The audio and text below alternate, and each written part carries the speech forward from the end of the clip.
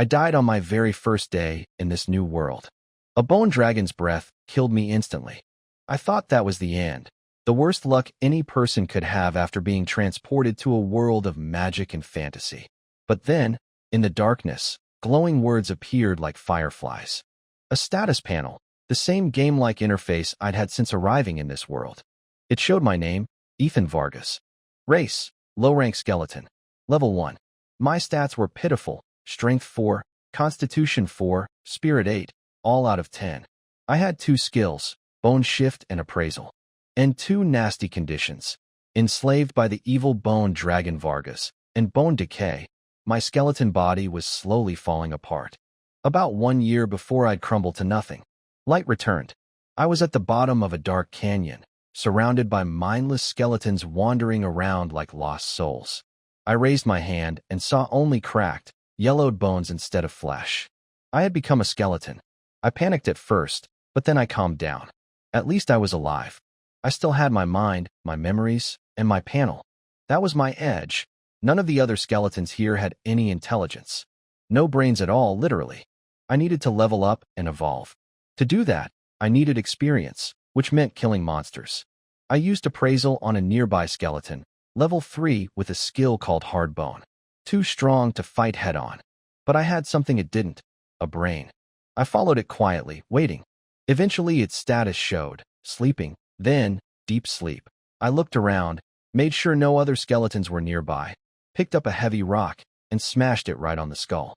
The sound echoed through the cavern. Cracks spread across its head, and it went from sleeping to unconscious. I hit it again. The skull caved in. I waited nervously, watching for any reaction from Vargas the Bone Dragon. Nothing. He didn't notice. Then I did something interesting. I pulled off the dead skeleton's right arm and replaced my own cracked, rotting one with it. Using Bone Shift, the new arm adjusted perfectly to fit my body. Energy flowed into me. My bones healed a little, some cracks closed, and the dark color faded slightly. I even gained the hard bone skill. That's when it hit me. Vargas had turned countless people into skeletons down here, and many of them carried useful skills. This wasn't just a dragon's lair, it was a treasure vault of abilities. My plan became clear. Stay low, harvest skills from other skeletons, grow stronger, and when the moment is right, break free from Vargas. Once I escape this skeleton pit, the whole wide world of adventure will be waiting for me.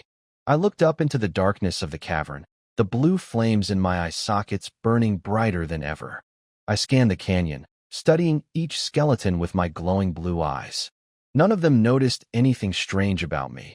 Without intelligence, they just wandered around aimlessly until Vargas gave them orders. My requirements for a target were simple, low level, good skill, and alone.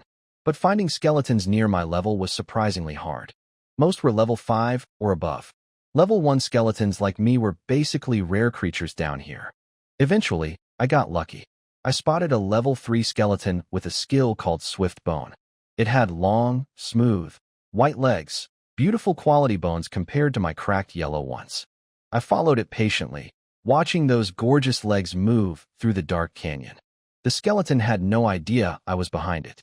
I waited for it to wander away from the others, then waited even longer until it laid down and fell into deep sleep. I picked up a rock, crept over, and smashed its skull in one clean hit. The legs twitched once, and the blue flame in its eyes went out. I pulled off its right leg, swapped it with my own, and activated Bone Shift. A warm energy flowed through me. More cracks healed. The dark color on my bones disappeared completely. Now just a pale yellow remained. When I stood up and tested my new leg, I was noticeably faster. I also checked my ribs. The bone density seemed slightly better too, thanks to the hard bone skill I'd taken earlier. After 2 kills, I decided to rest in a hidden cave I'd found. No hunger as a skeleton, which was convenient. But the bone decay timer caught my eye. It had actually slowed down. Instead of 1 year, I now had 1 year and 1 month. The higher constitution was helping me last longer. That meant I needed to keep borrowing bones from my dear colleagues. After sleeping, I went hunting again. This time I found a level 4 skeleton with a skill called Power Strike. Its thick arm bones glowed a faint white in the darkness. I already had defense and speed covered. I needed strength now. I followed, waited, struck. This one took 2 hits to finish because of its higher level. When it died, something new happened. I leveled up to level 2. I got a free stat point, which I put into strength. My bones felt slightly denser. I took its left arm and swapped it onto my body. But then I tried something. I pulled off the other arm too. The moment I did, the power strike skill vanished from my panel and all my bones felt weaker.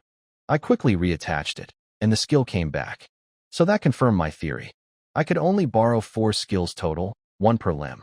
Each replaced limb carried 1 skill, and removing that limb meant losing the skill. To make these skills truly mine, I'd probably need to evolve while wearing them. I cleaned up the remains and started looking for my 4th and final skill. 2 skeletons a day, that was my routine now. Stick to good habits, stay patient, and one day I'd break free from Vargas for good. A week had passed since I became a skeleton. In that time, I'd quietly smashed 10 of my fellow skeletons' skulls. Not that anyone noticed. Vargas had so many skeletons that 10 was nothing. My stats had improved. I was level 3 now, with strength 5, constitution 5, and spirit 8.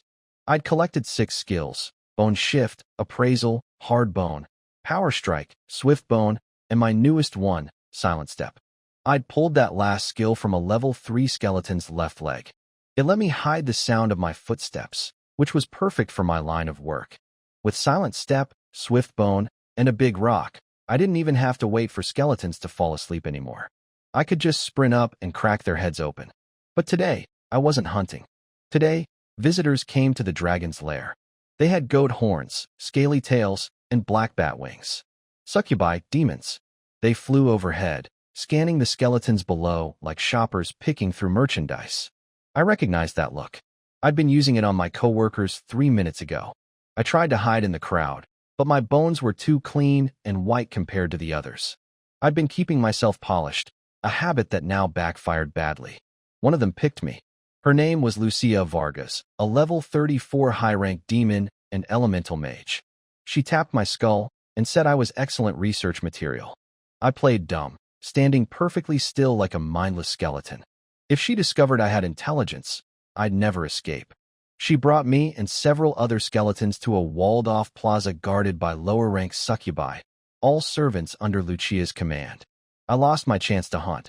With guards watching constantly, I couldn't smash anyone's skull. Instead, I wandered close to the succubi, pretending to be brainless while eavesdropping on their conversations. I learned what Lucia was planning. She wanted to create elemental skeletons, a rare special type that could use elemental magic. We were all just test subjects, expendable samples for recording experimental data. The first experiment would begin in 3 days, involving fire. During those 3 days, I couldn't level up, but I wasn't idle. I secretly swapped my limb skills to survival and defense types.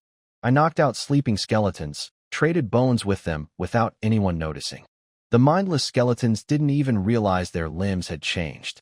I specifically equipped a fire-resistant skill, since the first experiment involved flames.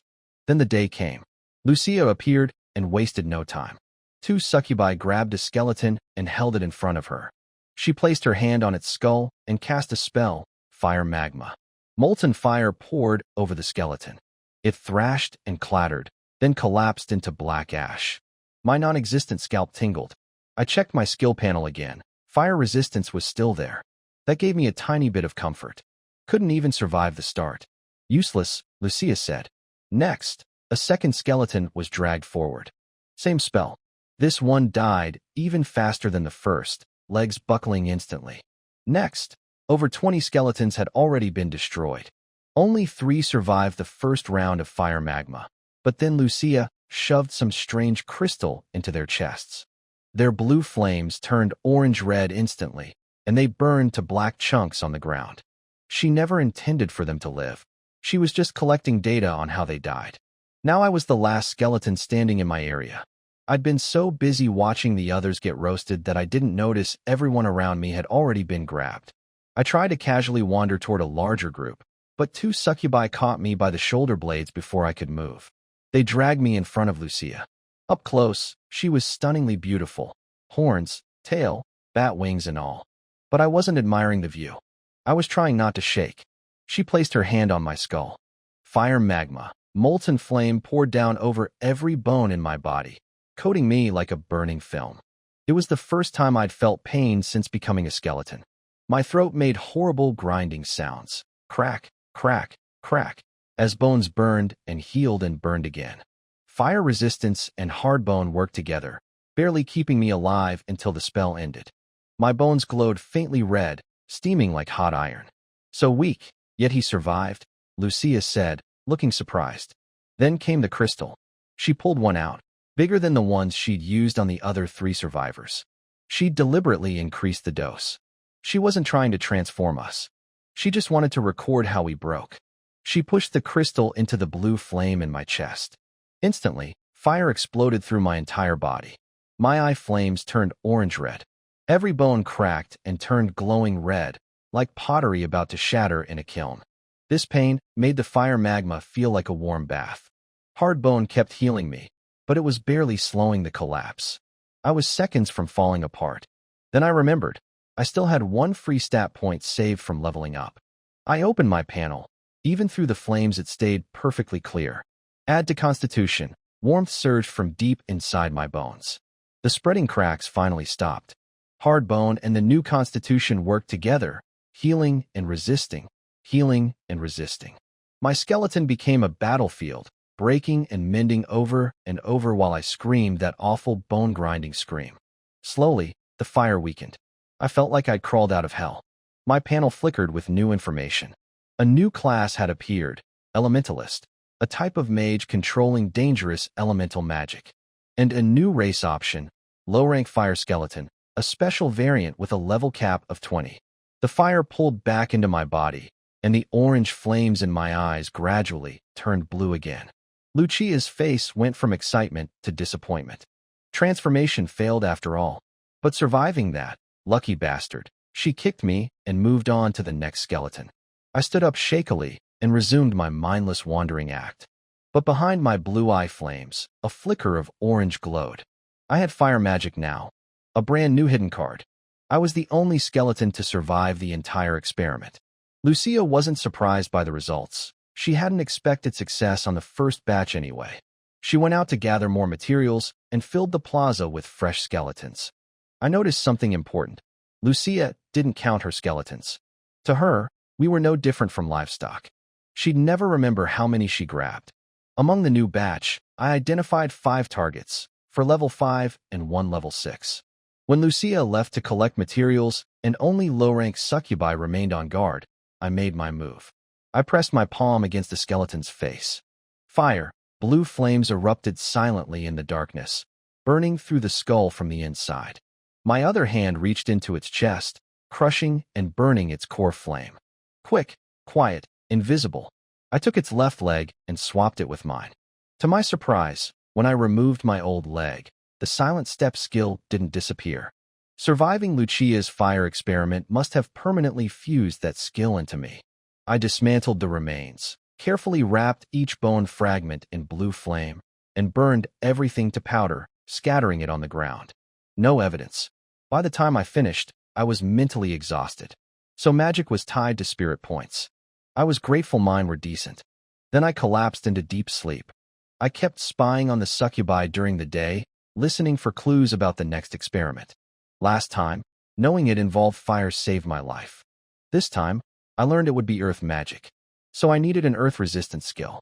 I found my target, a level 6 skeleton with 2 skills, including the one I needed. Having 2 skills on a single skeleton was rare among low ranks. But I didn't rush. I still needed my current leg set up for nighttime hunting to gather enough experience for another level up. That extra stat point from leveling had saved me last time, and I wanted one ready again, just in case. One night, while I was burning the last remains of a kill, I heard a voice that froze me stiff. "That bone dragon has been sleeping continuously, Master." I scattered the last handful of bone ash and immediately started wandering around like a brainless idiot. But I'd already been spotted. A succubus came around the corner, and at her feet crawled a strange shadow made of black slime. "Just a low-rank skeleton," she said, relaxing when she saw me. I kept listening. The succubus was reporting to this shadow creature, telling it that if nothing changed, their master should attack Vargas in 1 month. My spirit surged. Someone was planning to fight Vargas. That was exactly the chance I'd been waiting for. When chaos broke out, I could slip away in the confusion.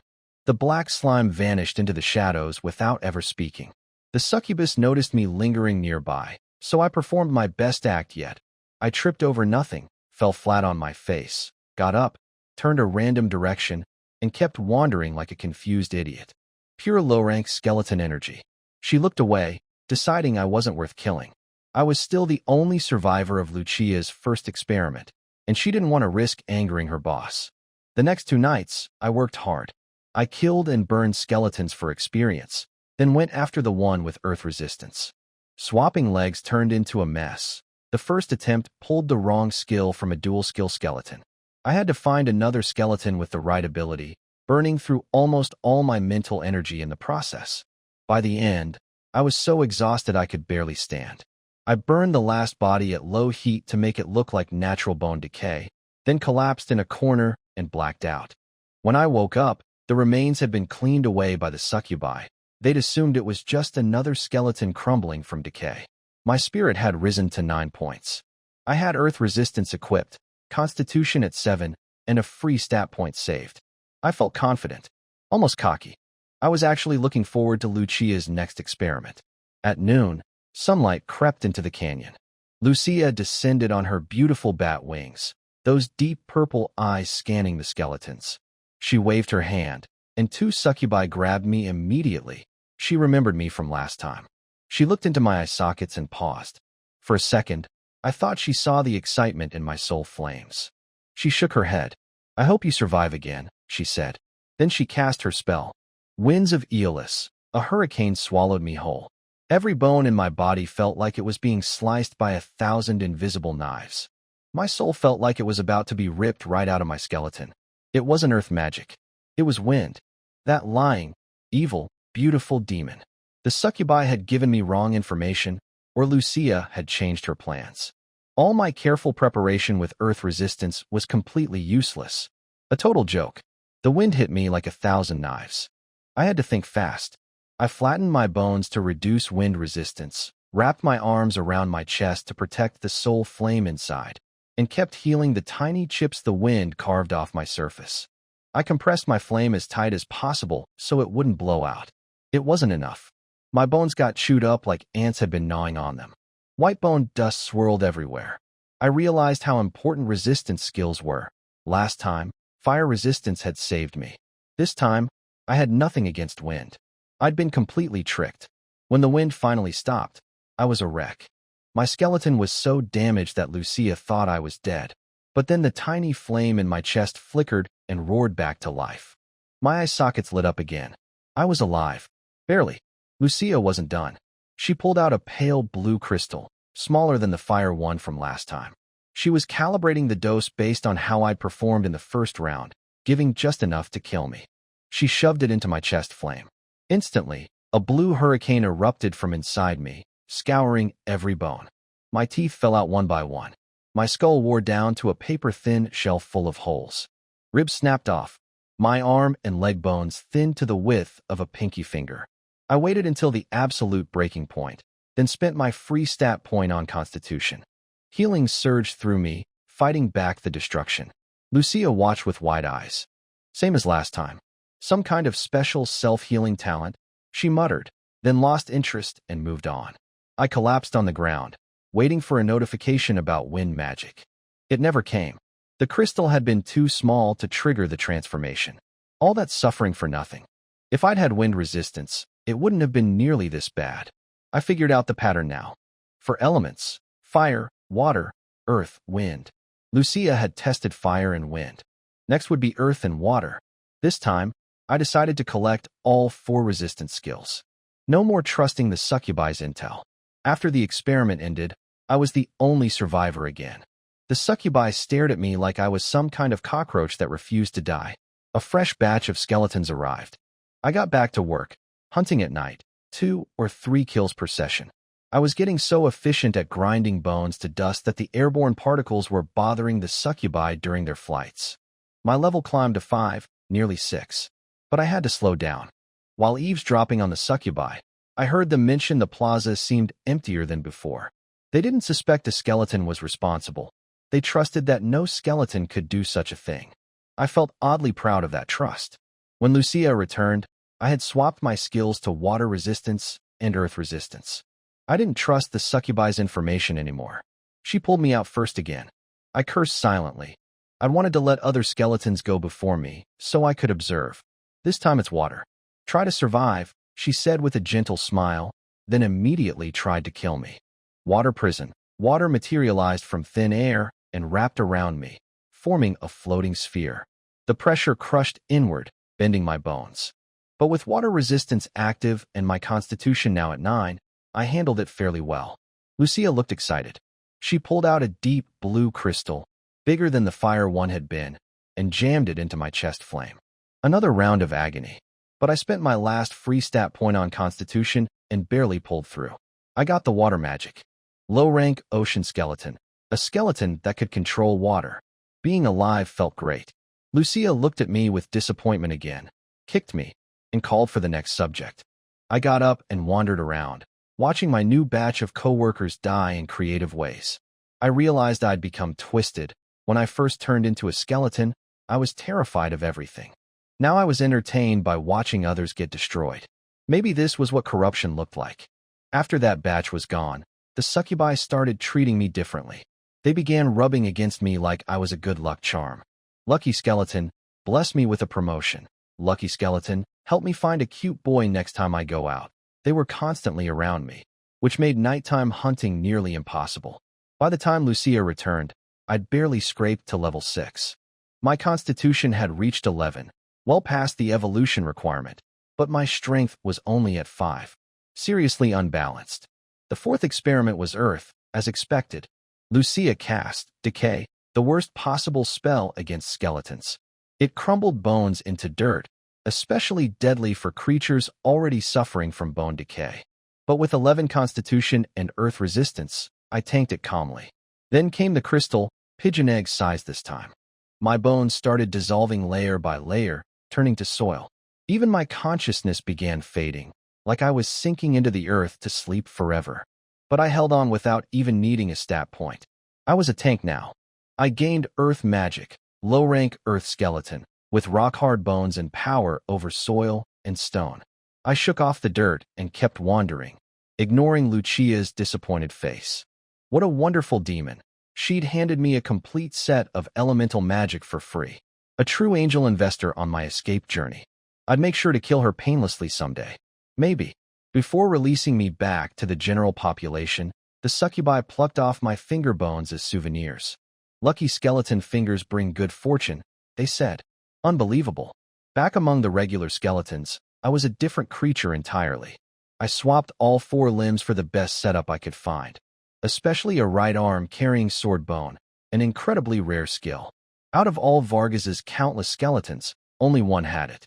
It unlocked a new evolution path, sword skeleton, a warrior class that could learn sword techniques. I had less than 20 days until that mysterious force attacked Vargas. I hunted carefully, 2 or 3 kills per night, never more. In 1 week, I reached level 7. My killing technique had become an art form. Bone shift my fingers into claws, grab the neck, decay the spine with earth magic, snap it. Flood the skull with water magic to drown the soul flame. Burn the remains to ash with fire. Clean, silent, beautiful. Tonight, I was hunting a level 10 skeleton, the maximum for low rank. I killed it flawlessly and went searching for the next target. Found one quickly. Luck was on my side. I crept up behind it, grew my finger bones into sharp claws, and slammed its skull from behind. It went rigid. I jammed my claws into its eye sockets and burned out its soul flame. Not a sound. I was about to sink the body underground when a small figure dropped from above. Bat wings, goat horns, scaly tail, a succubus. I used appraisal. Tris Lucia Vargas Hewitt. Low-rank demon. Level 14. Dark mage. A shadow assassin who could control darkness. The kind of enemy you never wanted watching you at night. It's you, she said. I didn't hesitate. I ripped a rib from my chest, shaped it into a sharp-boned sword with bone shift, and lunged at her. You have intelligence, Tris gasped in horror. She recognized me.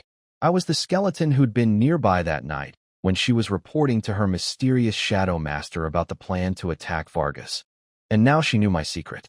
She heard my secret. I saw hers. In that instant, we both had the same thought. The other one must die. Shadow thrust. Triss raised her hand, and sharp black spikes shot up from the ground. I dodged them with quick footwork, my legs moving like blurs. Shadow bind. She smirked, and the hard spikes turned soft like ropes, wrapping toward me. Burn. I swung my bone sword and coated it in fire. Since the sword was made from my own rib, magic flowed through it perfectly. The flaming blade cut through the dark ropes in one beautiful strike.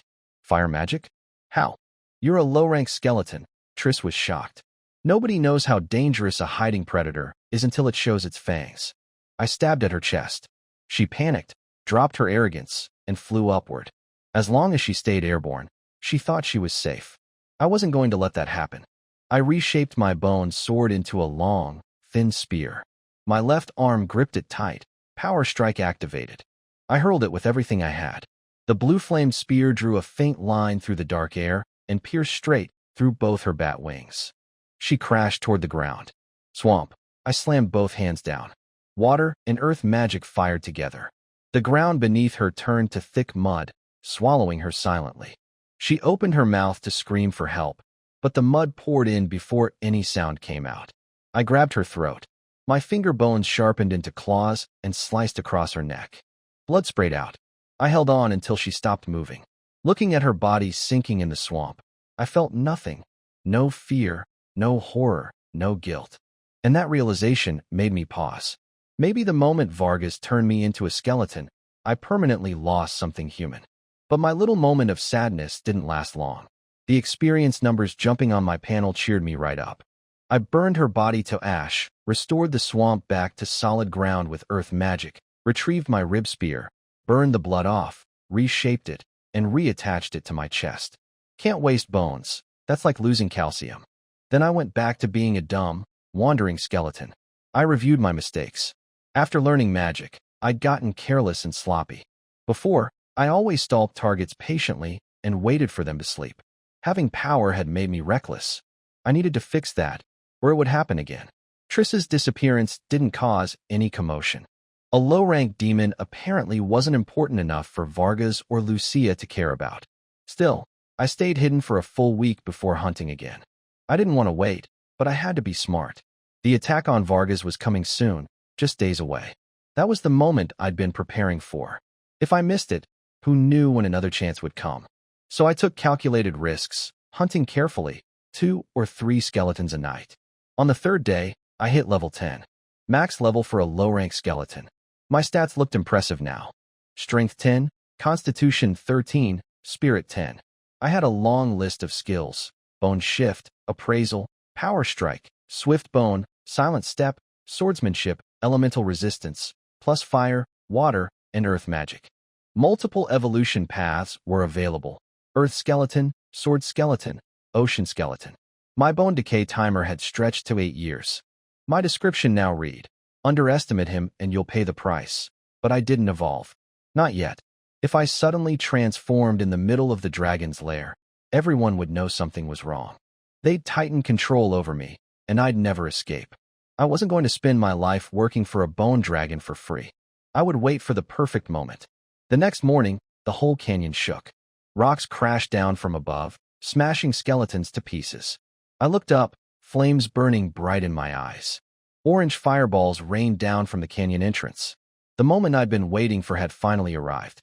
From the deepest darkness of the canyon, Vargas the Bone Dragon stretched his neck and began chanting. 7th Order Magic, Sacrifice of Darkness. A beam of pure black light shot from his mouth, vaporizing entire cliff walls. The air filled with a strange, intoxicating stench. From above, a priest in magnificent robes raised a golden staff and answered with his own chant. 7th Order Magic, Judgment of the Holy Angel. Golden light poured down like curtains from heaven, and I could faintly see the shape of an angel behind him. Vargas spread his skeletal wings and charged. I still had no idea how those full-of-holes bone wings actually generated lift, but questioning physics in a magic world was pointless. A warrior in heavy purple armor intercepted him midair, holding back the furious dragon with a massive sword. I decided the smart move was to ignore the gods fighting overhead and focus on escaping. Human soldiers and adventurers poured into the canyon. Skeletons rushed to meet them, and I felt a powerful urge to kill every human in sight. It was Vargas's command, flowing through his enslavement bond. The old me couldn't have resisted, but now I pushed it down easily. Still, I had to look convincing. I charged forward with the other skeletons, screaming that awful bone-rattling scream. But my real job was stealing kills. When humans wounded a skeleton badly, I'd rush in and finish it off for the experience. When a skeleton was about to kill a human, I'd heroically throw myself into battle, shove my coworker aside, and land the final blow myself. Kill steal after kill steal, all while drifting toward the edge of the battlefield. My experience bar was jumping like crazy. This world was far too generous to outsiders. The battle swung back and forth. Succubi flew up to attack the mages at the canyon rim, forcing them to defend instead of bombing the skeleton army. High-rank skeleton mages raised dead human bodies as undead reinforcements. But the humans had prepared well. Hidden priests stepped forward and chanted together, casting group purification spells. Golden holy light swept the battlefield. The reanimated corpses collapsed, smoking. Even regular skeletons grew sluggish. I felt irritated and weak under the holy light, but I shook it off easily. I pretended to be affected like everyone else, though, stumbling around convincingly. Then I heard Lucia's voice. She was leading the succubi in a chant of their own. First order magic, cry of white bone. Purple magic rippled across the battlefield, supercharging every skeleton's soul flame. Skeletons went berserk, screaming and rushing the humans with terrifying energy. I felt it too, a burning heat in my chest, an overwhelming desire to tackle a human and tear them apart, to soak my bones in their blood. I panicked and splashed my own soul flame with water magic to cool down. Stay hidden, I kept telling myself. With my coworkers all frenzied, I switched to only kill-stealing humans so the other skeletons wouldn't notice a traitor in their ranks. I kept edging toward the battlefield's perimeter. I couldn't help it. I was born with rebellious bones.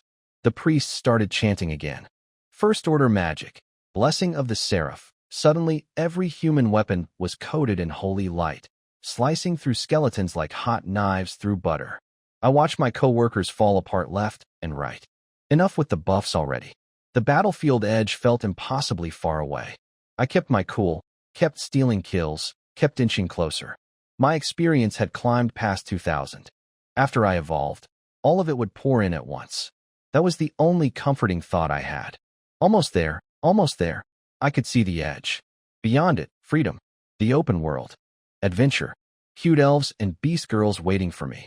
Then I remembered I was a skeleton, and that fantasy got a lot sadder. I reached out my hand toward freedom. Boom. Vargas crashed down from the sky right next to me. The shockwave launched me all the way back to the center of the battlefield. Freedom gone. Just like that. I hated everyone. Vargas, the priest, the purple-armored warrior, all of them. The warrior swung his greatsword. The priest pinned Vargas to the ground with a golden spear. The warrior aimed for Vargas's head, but the dragon blasted blue fire from his mouth, forcing the sword off course. It sliced off one of Vargas's horns instead. Vargas broke free, flew into the sky, and went berserk, spraying dragon breath everywhere, hitting skeletons and humans alike. The succubi scattered. The high-level fighters focused on the raging dragon. Nobody cared about the low-rank skeleton fodder anymore. This was it. My real chance. I activated Silent Step, crouched low, and sprinted away from Vargas as fast as I could. The scenery blurred past me. I reached the edge of the battlefield. 5 humans noticed me. 2 level 11 mages, 2 level 13 heavy warriors, 1 level 12 swordsman. They surrounded me casually. Nobody even raised their weapons properly. Just a low-rank skeleton, after all. Why is this skeleton running this way? One tank asked. Just finish it quick, the swordsman said, lazily pointing his blade at me. Nobody considered me a threat. Until I showed my fangs. I shaped a rib into a bone sword, raised my hand, and fired a mud bullet, water and earth combined, straight into the eyes of the swordsman and both tanks. All 3 went blind instantly. Magic? What the? The tanks fumbled forward to form a barrier. The swordsman retreated, trying to wipe his eyes. I stomped the ground and turned the earth beneath them into swamp. The heavy warriors wobbled, their barrier full of gaps. I leaped, hurled my bone sword trailing blue fire, and pierced the swordsman's throat. He grabbed his neck and found only hot blood. The mages reacted. One collapsed the ground, the other threw a fireball. I dropped with the collapsing earth to dodge the fireball, then coated myself in a water shield. The explosion barely tickled me. Constitution 12 with elemental resistance was no joke. I activated Swiftbone and charged the two mages. One swung his staff like a weapon, not bad form, actually. I grew my arm bone into a narrow shield and blocked the strike. The staff bounced off with nothing but a few bone chips falling. The mage stared in disbelief. My other hand grew claws and tore out his throat. The last mage finished casting. First order magic, spirit fire arrow. A blazing arrow screamed toward me, so fast I only saw a red streak. It punched through my bone shield and grazed my skull. The mage's face twisted with despair. Her strongest spell had barely scratched me. The two tanks finally broke free from the swamp and charged. Too late. I stepped forward, grabbed the mage's neck, activated Power Strike, and crushed it. Blood ran down my white bones. Blue flames burned in my hollow eye sockets. This is what a skeleton looks like. I pulled another rib, grew it into a bone sword, and charged the two tanks. The whole fight had lasted less than 30 seconds. 5 humans, and 3 were already dead.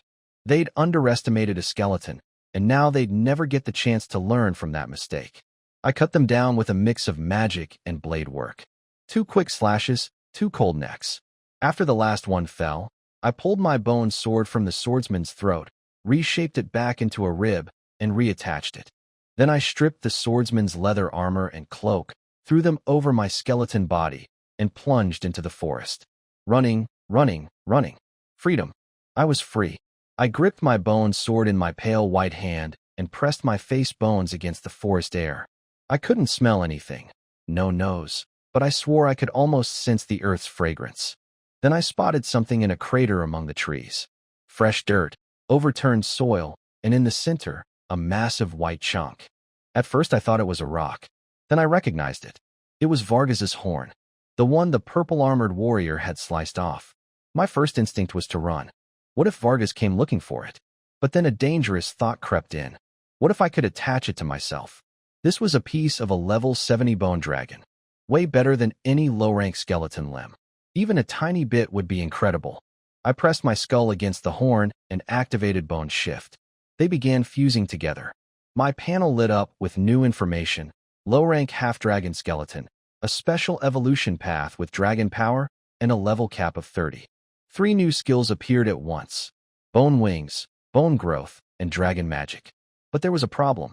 The horn was several times bigger than my entire body. I couldn't carry it. I couldn't cut it either. It was way too hard. Then inspiration struck. What if I evolved right now, with my head attached to the horn? Would the evolution absorb it into my body? I looked through my evolution options. There were so many paths available now. But one caught my eye immediately. Elemental skeleton. Adapts to all 4 elements. Can cast elemental magic without chanting. Level cap of 20. As a skeleton, I could only learn elemental magic and undead magic anyway. An elemental skeleton was my dream evolution. I chose it without hesitation. 4 colored flames erupted from my soul fire and swept across my entire skeleton. Colors bloomed deep inside every bone. The seams where my borrowed limbs connected to my body finally merged completely. All the slight differences in size and shade melted into uniform white. And the enormous horn attached to my skull began shrinking, defying all logic, until my body swallowed it entirely. The gray job slot on my panel finally lit up. I picked Elementalist, obviously. Each level up would give me a free stat point plus 1 bonus to Spirit and Constitution. The moment I confirmed, all my stored experience came flooding in. My level shot up like a rocket. Level 13. Elemental Skeleton. Elementalist. Strength 11. Constitution 15. Spirit 13. My skills had upgraded. Bone Shift and Appraisal hit level 2. Elemental Magic reached level 2. I still had Swift Bone, Silent Step, Power Strike, Swordsmanship, Elemental Resistance, plus new ones, bone wings and bone growth. And the enslaved status, gone. My panel description now read, a dangerous, cunning skeleton.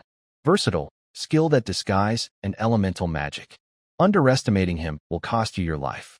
Never trust a single thing about this skeleton. I noticed the description updated based on my actual behavior. Fair enough.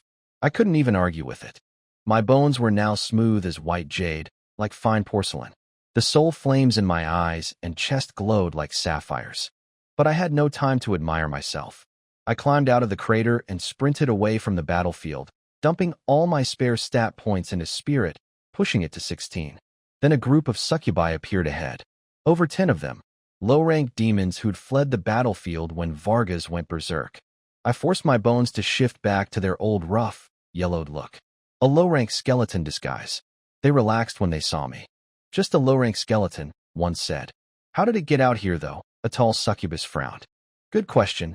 Skeletons shouldn't be able to disobey Vargas's orders. I shuffled through their group, acting brainless. Then, without warning, a fireball slammed toward me. Just a precaution on their part, but I couldn't keep pretending. I dodged. They froze. A low-rank skeleton that dodges fireballs. Wind vortex. I blasted 2 succubi out of the sky and into the ground. Swamp. The earth swallowed them. Burn. Fire finished them off. This skeleton has intelligence, the tall one screamed. They all attacked at once. I splashed mud everywhere to buy a second, then dove into the forest. The tall succubus sent 2 messengers back to Lucia. They'd figured out that Lucia's experiment might have actually succeeded, and I'd been hiding my intelligence the whole time. The rest chased me. I ran through thick woods, branches scraping my bones. But the flying succubi kept pace above the canopy. I couldn't outrun them on foot. Time to try something new. I grew my shoulder blades outward, connecting them to my spine and ribs, forming a pair of jagged bone wings. The skill I'd absorbed from Vargas's horn. Level 1, never tested. But it was now or never. I scanned the sky, spotted the lowest flying succubus, then slammed to a stop. I grew bone claws on my fingers and toes, sprinted up a tree trunk vertically, and launched myself at her from the treetop. She tried to dodge, blasting wind at me. I spread my bone wings, powered through the gust, and grabbed her midair. Got you, I rasped, a horrible bone-grinding sound. My claws punched through her throat. The others swarmed me with fireballs, wind blasts, and decay spells. I used the falling body as a platform, spread my wings, and leaped again. 3 warrior-type succubi charged with black claws, slashing at me while mage types bombarded from range. I snapped off a rib, forged a flaming bone sword, and shaped my left arm into a shield. The succubi couldn't believe an elementalist skeleton was fighting like a warrior. I used wind magic to adjust my aerial position, then dove at the nearest one. Her claws bounced off my shield. My bone density was beyond anything she'd expected. My sword pierced her neck. I grabbed her body with power strike and hurled it at 2 pursuers, then threw a fireball right behind it. The explosion scattered them. I reshaped my sword into a spear, wrapped it in a wind vortex, and launched it through one succubus's arm. Then I triggered bone growth remotely. The spear writhed and expanded inside her body, crushing muscle and bone. She screamed. I was about to finish her off when a chill shot through my bones. Instinct saved me. I swung my shield arm up to protect my neck, just as a black streak flashed past. My entire left arm, shield and all, was sliced clean off. The tall succubus materialized from the shadows, dagger gleaming, already swinging at my bone wings. The tall succubus aimed her dagger at my bone wings. If she cut them, I'd lose flight and be finished. She expected me to dodge. I didn't. I tackled her, claws digging into her skin, and grabbed my severed bone wing. I stabbed it through one of her bat wings.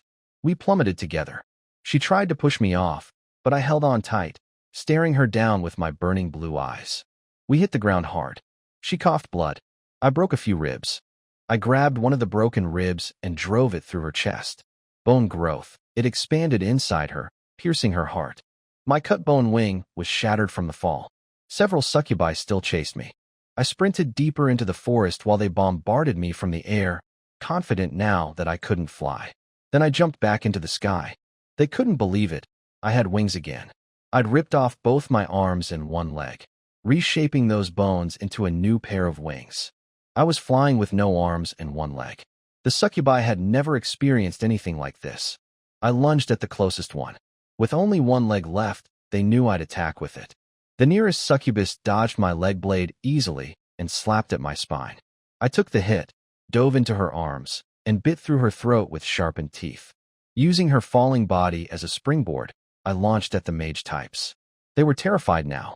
I shielded myself with my bone wings, absorbed their spells, and whipped my single leg like a blade through one mage's neck. Springboard off her body, wind magic boost, caught the next fleeing mage from behind, bit her wing, sliced her neck with a bone wing edge. My missing parts slowly started regrowing. 2 succubi left. 1 mage, 1 warrior. My white bones were drenched in blood. I looked like something crawled out of hell. They wanted to run but couldn't. Their master's orders kept them fighting. I charged through the mage's fire wall toward the warrior, then used the warrior's body as a stepping stone to leap past her and slash the mage's throat. 1 left. The last warrior screamed and charged. It didn't change the outcome. No time to clean up the bodies. I spread my wings and flew deep into the forest, burning through magic without caring about conservation. If I couldn't escape, I was dead anyway. Shortly after I left, several dark shapes arrived at the scene. Lucia led a squad of mid-rank succubi, all level 20 and above. They stared at the carnage. Lucia wasn't angry. She was thrilled. It really is an elemental skeleton. The transformation succeeded after all. And it has intelligence. I completely missed it, she smiled. Bring my runaway pet back. Yes, Lady Lucia. Little skeleton, you can't escape me. I flew until my spirit was completely drained, barely staying airborne. Just a little farther, a little farther. Every extra mile meant less chance of being caught. Finally, I couldn't fly anymore and dropped to the ground. But I still didn't feel safe. All that time in the skeleton pit, surrounded by monsters, tortured by Lucia, it left me paranoid. I couldn't keep moving, so I needed another plan. A skeleton buried in dirt seemed perfectly natural, right? I lay down and used earth magic to sink myself underground. I'm a corpse. I'm a corpse. I repeated to myself until I actually fell asleep. My missing bones slowly regrew while I rested. I confirmed something important. After evolving with borrowed limbs, the skills became permanently mine even if those limbs were destroyed. I woke up to loud voices above. My first thought was Lucia's succubi. I froze. But no, these voices were rough and male. Succubi screamed prettily even when dying. This wasn't them. Then I heard a trembling female voice. Don't come any closer. A young woman named Della was backing away from 3 men.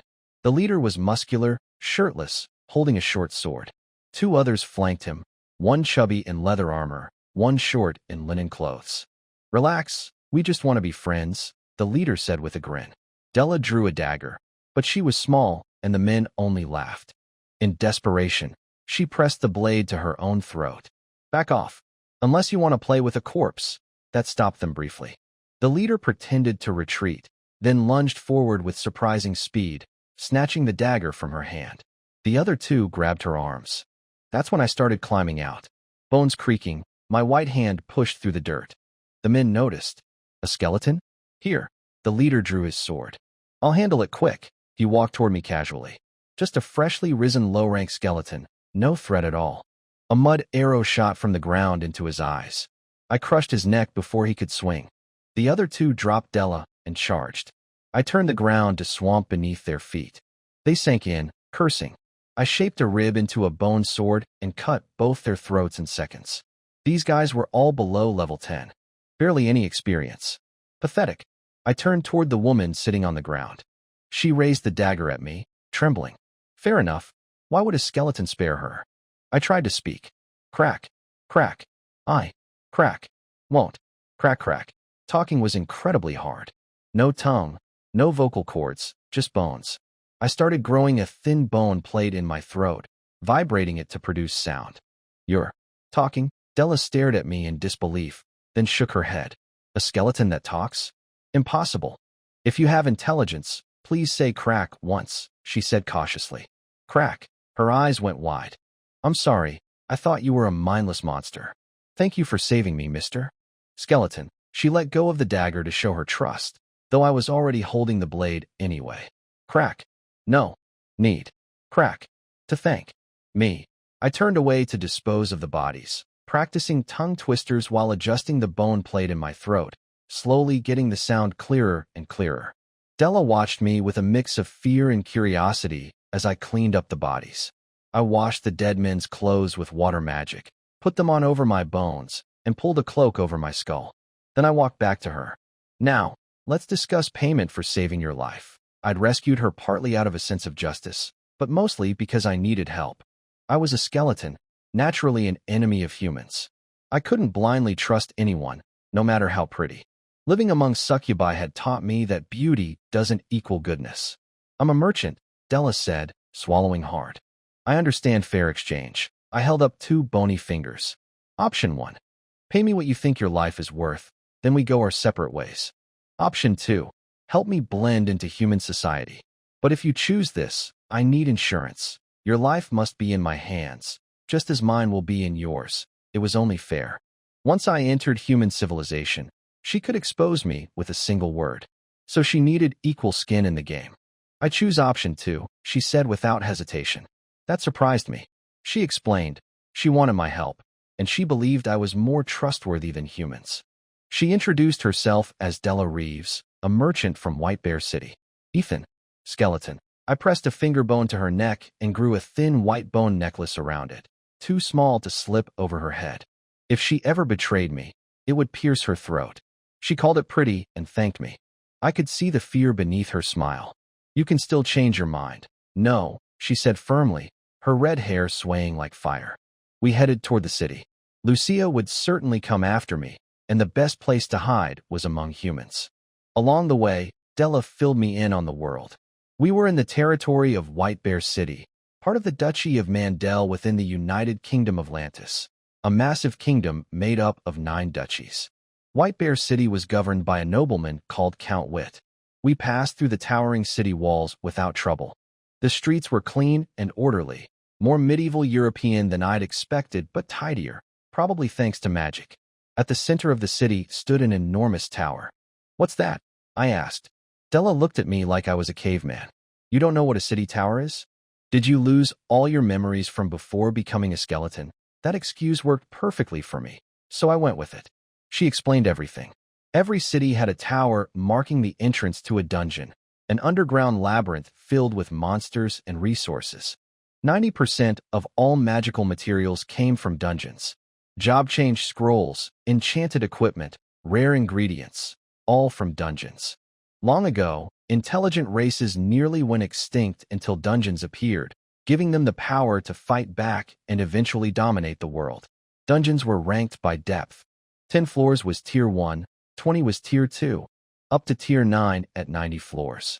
Tier 10 dungeons had unknown depths. Nobody had ever reached the bottom.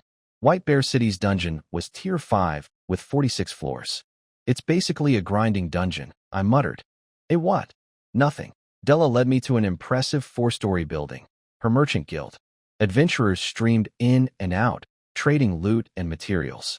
Her business bought dungeon materials from adventurers and sold them to processors and directly to customers. You're rich, I blurted. It's rented, she said quickly. Employees greeted her as guild master, while eyeing me curiously. I asked how someone of her status ended up alone outside the city. I was set up, she said quietly, her body tensing. She led me to the 4th floor, sat in her guild master's chair, and for the first time looked like someone with real authority. I'm going to explore the city a bit, I said, sitting down. Della poured me tea with a warm smile. Then she stared at me, waiting. A long silence passed before she gasped. Oh, I'm sorry, I forgot you can't drink. She'd gotten so used to talking with me that she forgot I was a skeleton under the cloak. The air turned awkward. She got me new clothes, thicker, with a heavy hood that cast my face in deep shadow. A cat-eared maid brought them in. I glanced at Della. A fellow person of culture, clearly. She didn't leave while I changed. Is there a changing room? I asked. Oh, yes. The new outfit hid everything perfectly. Even in a mirror, only darkness showed beneath the hood. I headed out with a pouch of coins Della gave me. 1 gold equaled 10 silver, 1 silver equaled 100 copper. I walked straight to the city tower. Hiding in town wasn't enough. Only real strength, could keep me safe. If Vargas attacked this city, walls wouldn't save me. The dungeon was where I'd grow stronger. Up close, the tower was incredible, shooting straight into the clouds like a vine hanging from heaven. Dozens of openings dotted its base, with teams of adventurers filing in, swordsmen, armored warriors, mages, priests. I was just here to look today, just scouting. Then my soul flames shrank to pinpoints. Walking toward me were two people I recognized immediately. A golden-haired, green-eyed man in priest robes, smiling and chatting with a companion in heavy purple armor carrying a massive great sword on their back. The priest and the purple warrior from the battle against Vargas. That great sword had cut off Vargas's horn, the horn I'd absorbed.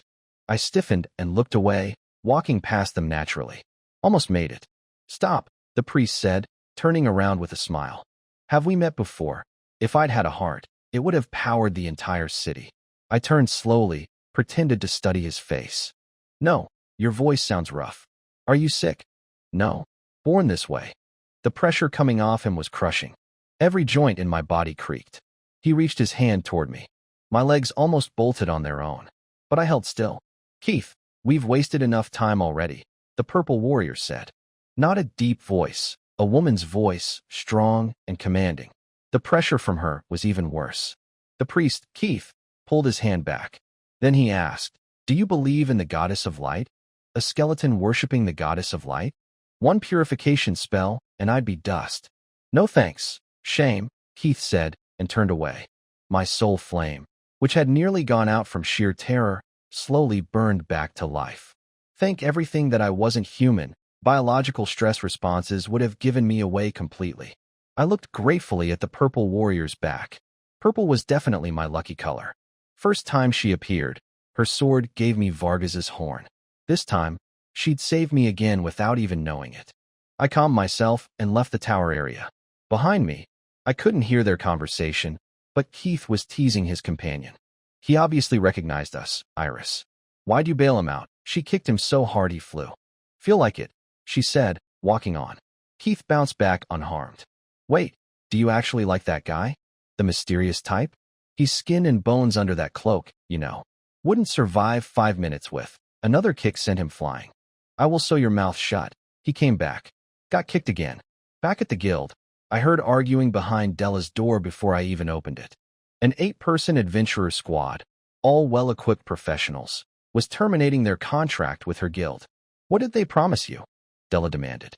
"We're just following the contract terms, guild master," the squad leader said coolly. "Nothing personal. They filed past me and left." Della explained the situation. She'd invested resources to build this squad up from nothing. They were her main team for gathering materials from the dungeon. Now they were leaving, and at the worst possible time. Her guild had accepted a huge order for materials only found below the dungeon's 20th floor. The deal was enormous. It could double the guild's size. But without that squad, she couldn't fulfill the contract, and the penalty for failure would bankrupt her. She suspected someone had orchestrated the whole thing, dangling the contract as bait, then poaching her team. Even her near-death experience outside the city walls had been arranged. Her cat-eared maid reported that no other adventurer teams would take the job at any price. Della sank into her chair, looking defeated. Then the door swung open. A fat man in expensive clothes walked in, the nobleman behind everything. "Become my mistress, and I'll make this all go away," he said bluntly. "Disgusting," Della spat. "Or go bankrupt, become a slave, and I'll buy you. Your choice." I stayed quiet. Stepping in would mean making an enemy of a noble, and I'd only just met Della. She was useful to me, sure, but not worth that risk. Not yet. But then the pig noticed me. He assumed I was a hired adventurer. "So you're the help she found? You'll die in the dungeon, skeleton." He left. I sighed internally. Things had gotten complicated. "I'll go to the dungeon and get those materials," I told Della. "When's the deadline?" I didn't actually want to help. But if her guild collapsed, I'd lose my cover in this city. Building goodwill made her a better tool. "Simple math. Half a month," she said. "Don't push yourself. If it's too dangerous, retreat. I have backup plans." On my way out, I ran into the adventurer squad leader, a man named Hugo from the hyena squad. "So you're skeleton?" "A one-man party," he laughed. "I really am a skeleton," I said seriously. The more I said it, the less anyone would believe it. Calling myself skeleton and hiding my face made people think I was just eccentric, not actually undead. Sure, and I'm a zombie, Hugo joked. Then he leaned in close, smile still on his face. We'll hunt you in the dungeon. Nothing personal, you picked the wrong side. You'll die painfully. I watched him leave in silence. The nobleman was playing the classic move, kill with a borrowed knife. Then I felt a tug on my sleeve. The cat-eared maid was looking up at me. Those ears, from this angle, criminally cute. Thank you for standing with our master, she whispered. I said, pulling my gaze away from her ears. I was a skeleton. No guilt, no shame. Just grinding goodwill points. I suited up with leather armor reinforced with magic metal at the vital points. On my back, I carried a long metal staff topped with a pale blue magic stone, the most expensive item in Della's entire guild. The staff couldn't shorten chanting or conduct mana efficiently, but it boosted spell power and was insanely hard. Made from some of the toughest metals in the world. I fell in love with it instantly. Be careful, Della said. Always. I plunged into the dungeon. A long corridor stretched downward, lined with faint blue light.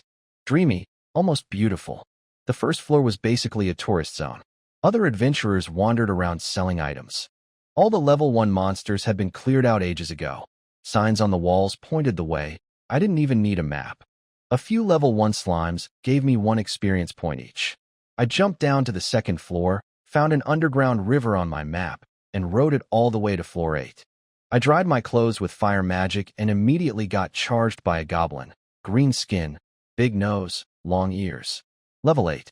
My staff swung down on its skull with power strike active. The head shattered. The body flew into a wall, bounced off, hit the ground, twitched twice, and went still. I love this staff. I swung it a few more times, enjoying the whooshing sound. This thing would last me a long time. The second goblin I met, I punched it down, smashed one of its arms with my staff, then let it go and followed it silently. I wanted it to lead me to its nest, wipe out the whole colony at once. But I'd underestimated goblin intelligence. The little creature was leading me in circles. By the time I realized it, I was surrounded. Green eyes glowed in the darkness everywhere. I'd been ambushed. I sighed at my own mistake. Vargas and Lucia had underestimated me, and that's why I escaped. Now I was doing the same thing to goblins. Swamp. I slammed my staff into the ground. The magic stone flared blue, and the entire floor around me collapsed into thick mud. Every goblin sank in and stopped moving. The water magic stone boosted the spell beautifully. Problem was, I was stuck too. The cave was too narrow for bone wings. So I stood my ground. Fireball. A mini magic circle opened at the staff's tip, and fireballs shot out one after another, each one dropping a goblin. When they adapted to the mud and crawled close, I swung my staff and cracked their skulls open. Bodies piled up around me. The experience was flowing in nicely. Each goblin gave little, but there were so many. Eventually, 2 mini goblins pushed through the shallow mud. My mana was running low. Time to break out. I leaped, popped my bone wings, glided on wind magic over the swamp, and landed on the other side. I pulled a rib-bone sword, coated it in fire, and fought through the mob, staff in one hand, flaming sword in the other. I burst free from the encirclement and ran, tossing fireballs over my shoulder. Each kill notification chimed in my ears like sweet music. I put my free stat point into spirit and kept 1 point in reserve, emergency constitution insurance. Thank you, noble goblins, for sacrificing your lives for my growth. Truly moved. I kept diving deeper. Being a skeleton meant no hunger or thirst. I only needed to rest when my mana ran low. At the passage between floors 10 and 11, I stopped to recover magic power. But I didn't waste the time. I pulled out a book from Della's guild, First Order Elemental Magic Explained, and started studying. Technically, I was a First Order Elementalist, but all my magic was just raw elemental manipulation through my racial talent. I'd never learned proper spells. Time to fix that. I started with the basics. Fireball. The ancient magic words felt strange in my bone throat, but a proper magic circle formed in my palm and launched a fireball that hit way harder than my crude version. First try. Racial advantage, I guess. I practiced water arrow, earth shot, and wind blade too. They all worked, but honestly, I thought my improvised tricks were more practical. Mixing earth and water into a mud ball aimed at someone's eyes? way more useful than a textbook earth shot. These formal spells felt too rigid. Maybe this world's mages were too proud for dirty tactics. I'd study the principles behind the spells and apply them to my own style. That was smarter. I entered floor 11. The temperature jumped immediately, dry, scorching heat everywhere. Didn't bother me one bit. Skeleton plus elemental resistance meant I couldn't care less about temperature. The main enemies here were fire salamanders, not small lizards, but crocodile-sized monsters like Komodo dragons. The first one spotted me and immediately spat a fireball without any greeting. Rude. I dodged with swift bone and tried out my newly learned water wall spell. It blocked the first fireball beautifully. Then the salamander just walked around it. I fumbled with the book trying to figure out how to move the wall, but I was too clumsy. It didn't block a single shot after the first one. Useless spell. I snapped the book shut, grabbed my staff, wrapped it in a wind vortex, and charged. The salamander spat another fireball.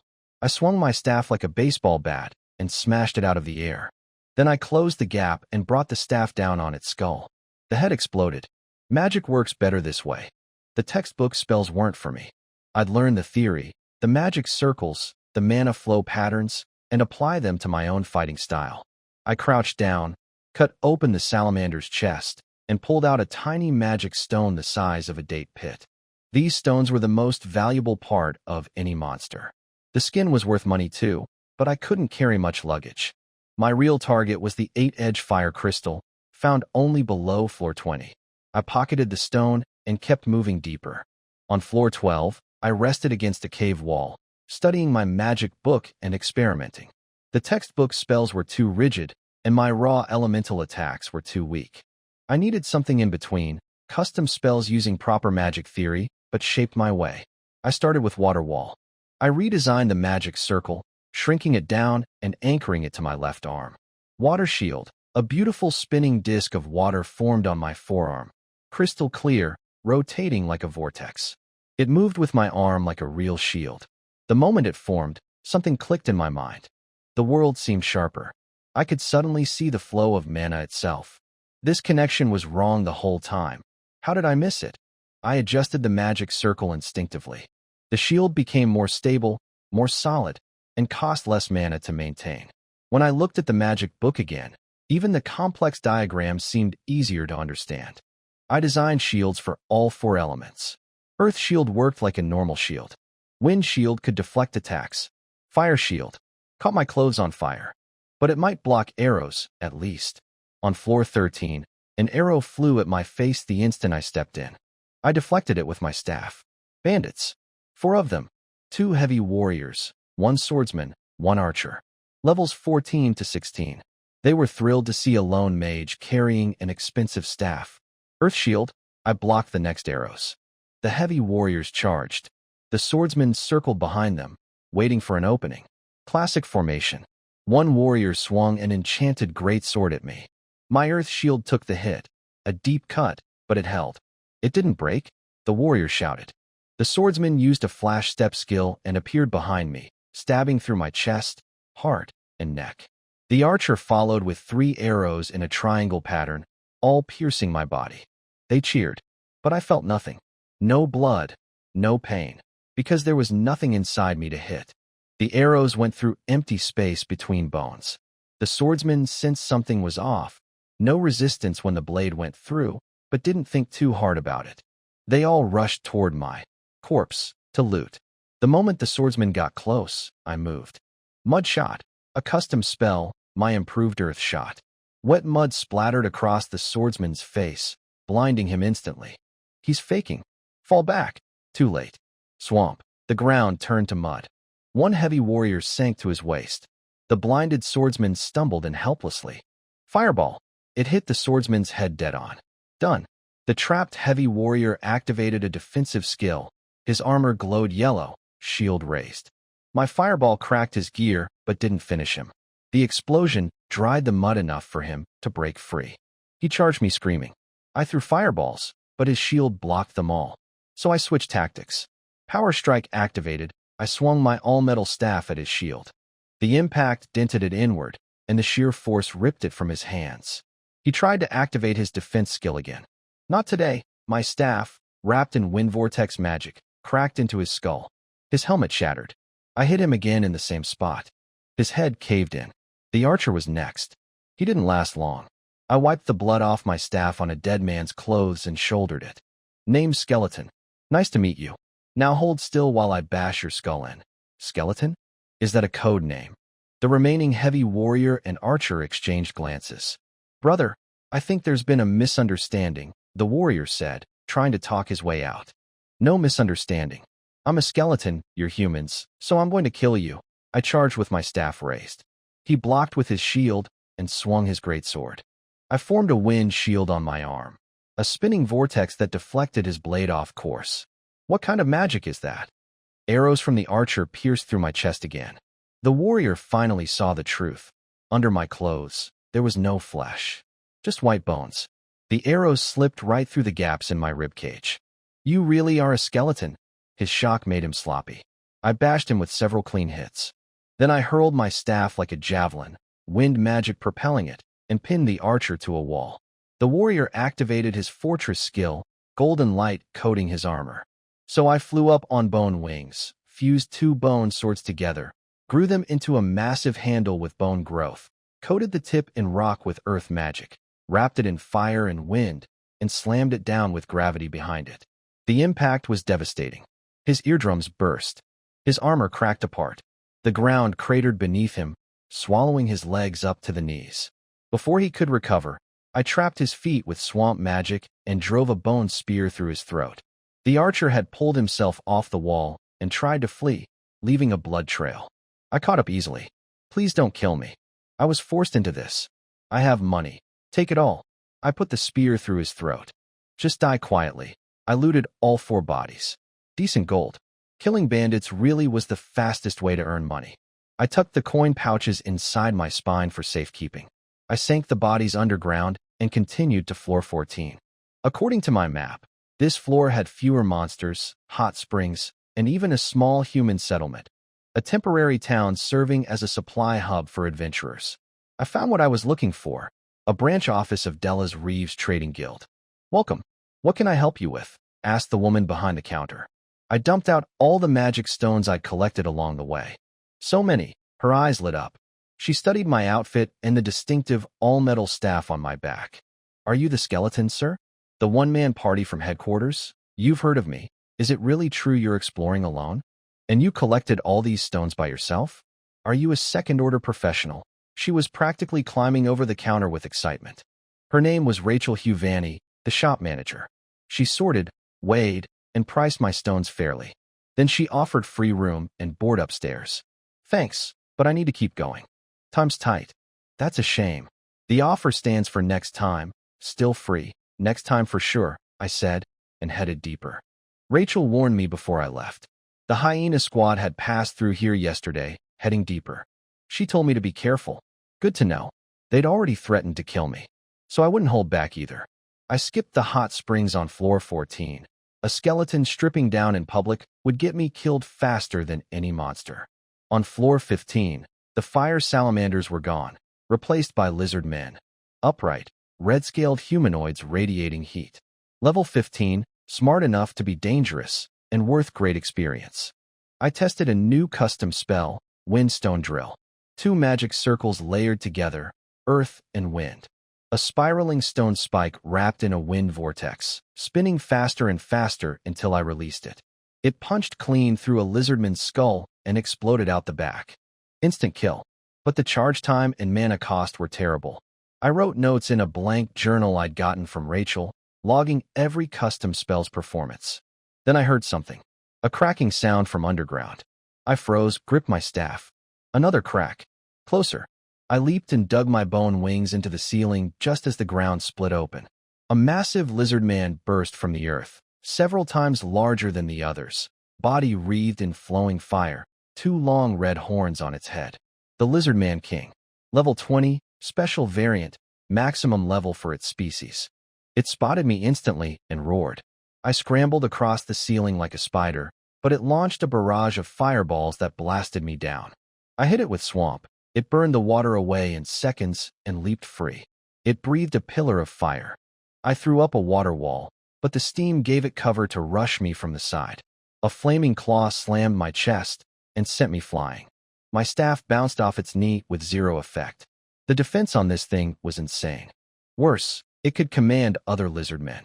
They started flooding in from every tunnel, cutting off my escape routes. I fought through waves of them, my staff a blur, cracking skulls. My clothes turned blood red. Cracks appeared on my bones. I had no choice. I slammed my staff into the ground. Super Swamp, a massive magic circle opened beneath me, trapping nearly 100 lizard men at once. It drained most of my mana. I spread my bone wings and flew through the narrow tunnels, using wind magic to avoid crashing into walls. One mistake, and I'd slam into stone and fall into the lizard man swarm below. I turned corners at full speed, nearly hitting the walls dozens of times, pulling back with desperate wind blasts. I burst free and found a cliff edge ahead, lizard men behind. No time to think. I dove.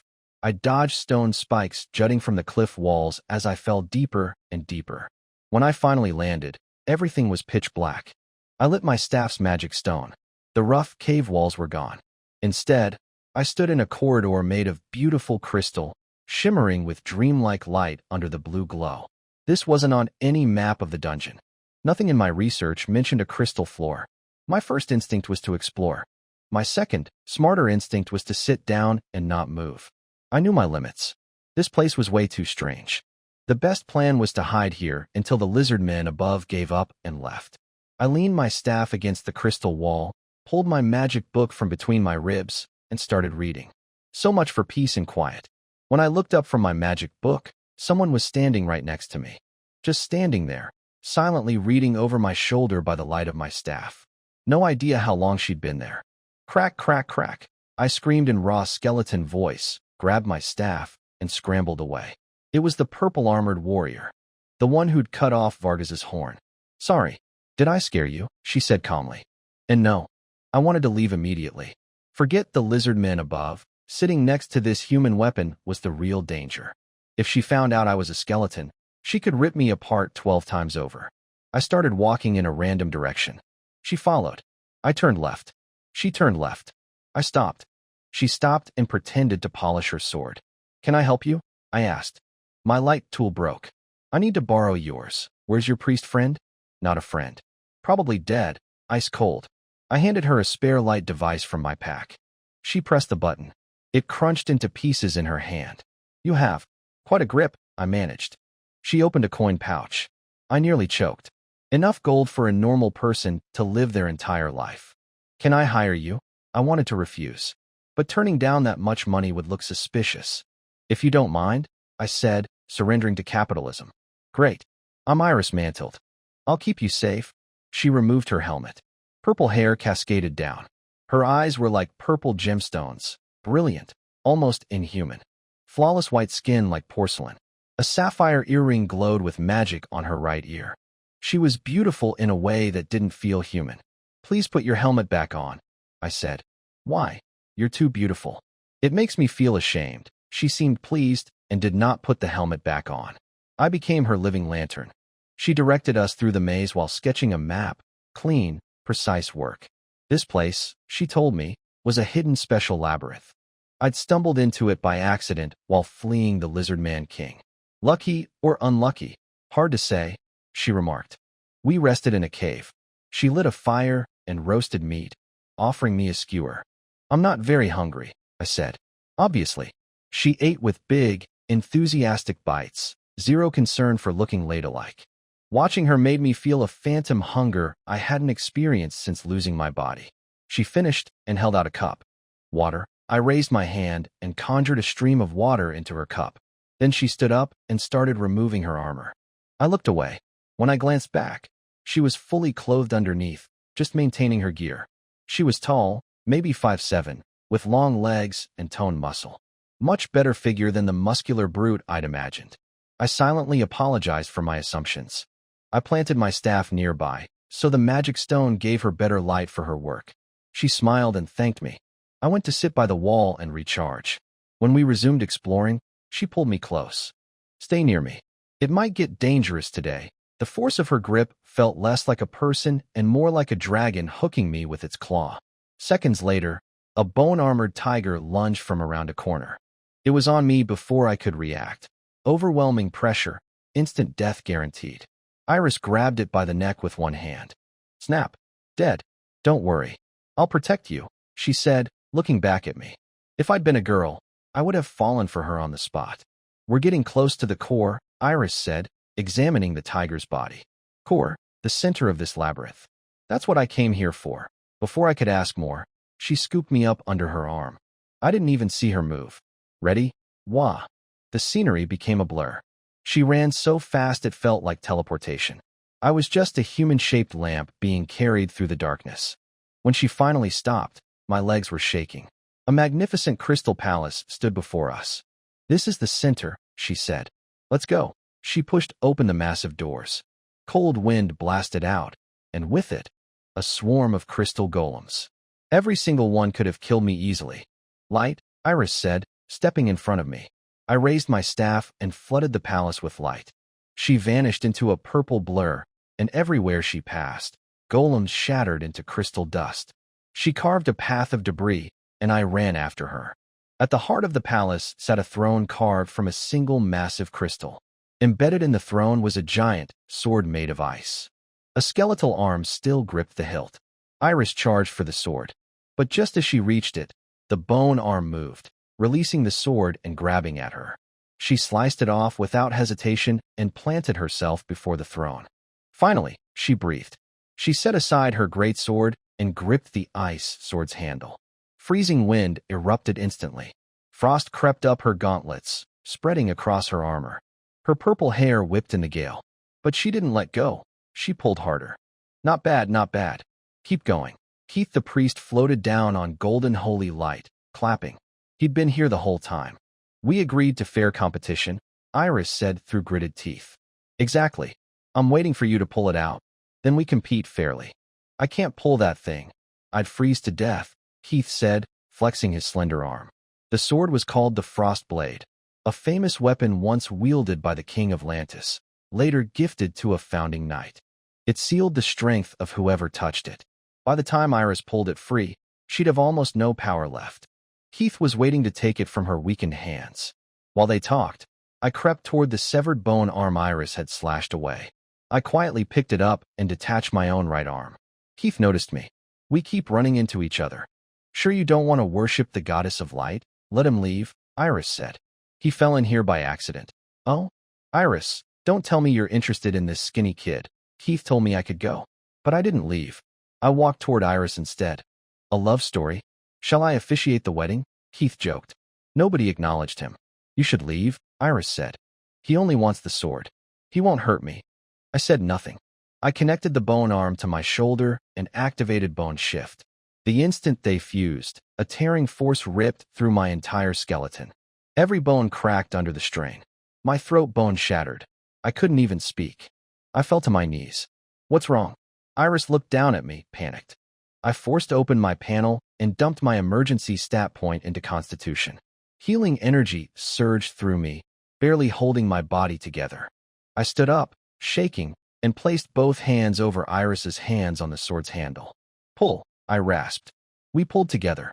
The freezing power went berserk, several times stronger than before. But the sword slid out a huge amount in one motion. By the goddess. What just happened? Keith stared. The miracle of love? Iris didn't understand either, but she knew I was helping. The overwhelming force from the bone arm finally had somewhere to go, channeling into the sword instead of tearing me apart. But the icy wind hit me full force. Frost covered my hands and body. My bones felt like they'd cracked from the cold. Iris pulled me into her arms, shielding me from the wind like a mother hen protecting her chick. It helped. A little. A system notification chimed in my ears. The bone arm finally settled down. Power surged from deep inside me. My bones grew tougher, smoother, whiter. My strength jumped massively, and my soul flame burned brighter and more solid than ever. I felt like I could arm wrestle Vargas himself. Then the freezing wind hit me again, and I shrank back into Iris's arms. 5 extra Constitution points felt like nothing against this cold.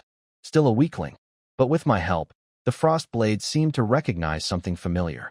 Its resistance weakened, and it slid out further and further. Meanwhile, Keith was buffing himself like a pay-to-win player in an online game. Great goddess of light, grant me divine strength. Magic armor. Enhanced agility. Enhanced stamina. He was glowing 5 different colors. If I were the goddess of light, I'd slap him for bothering me so much. The wind died. The sword came free.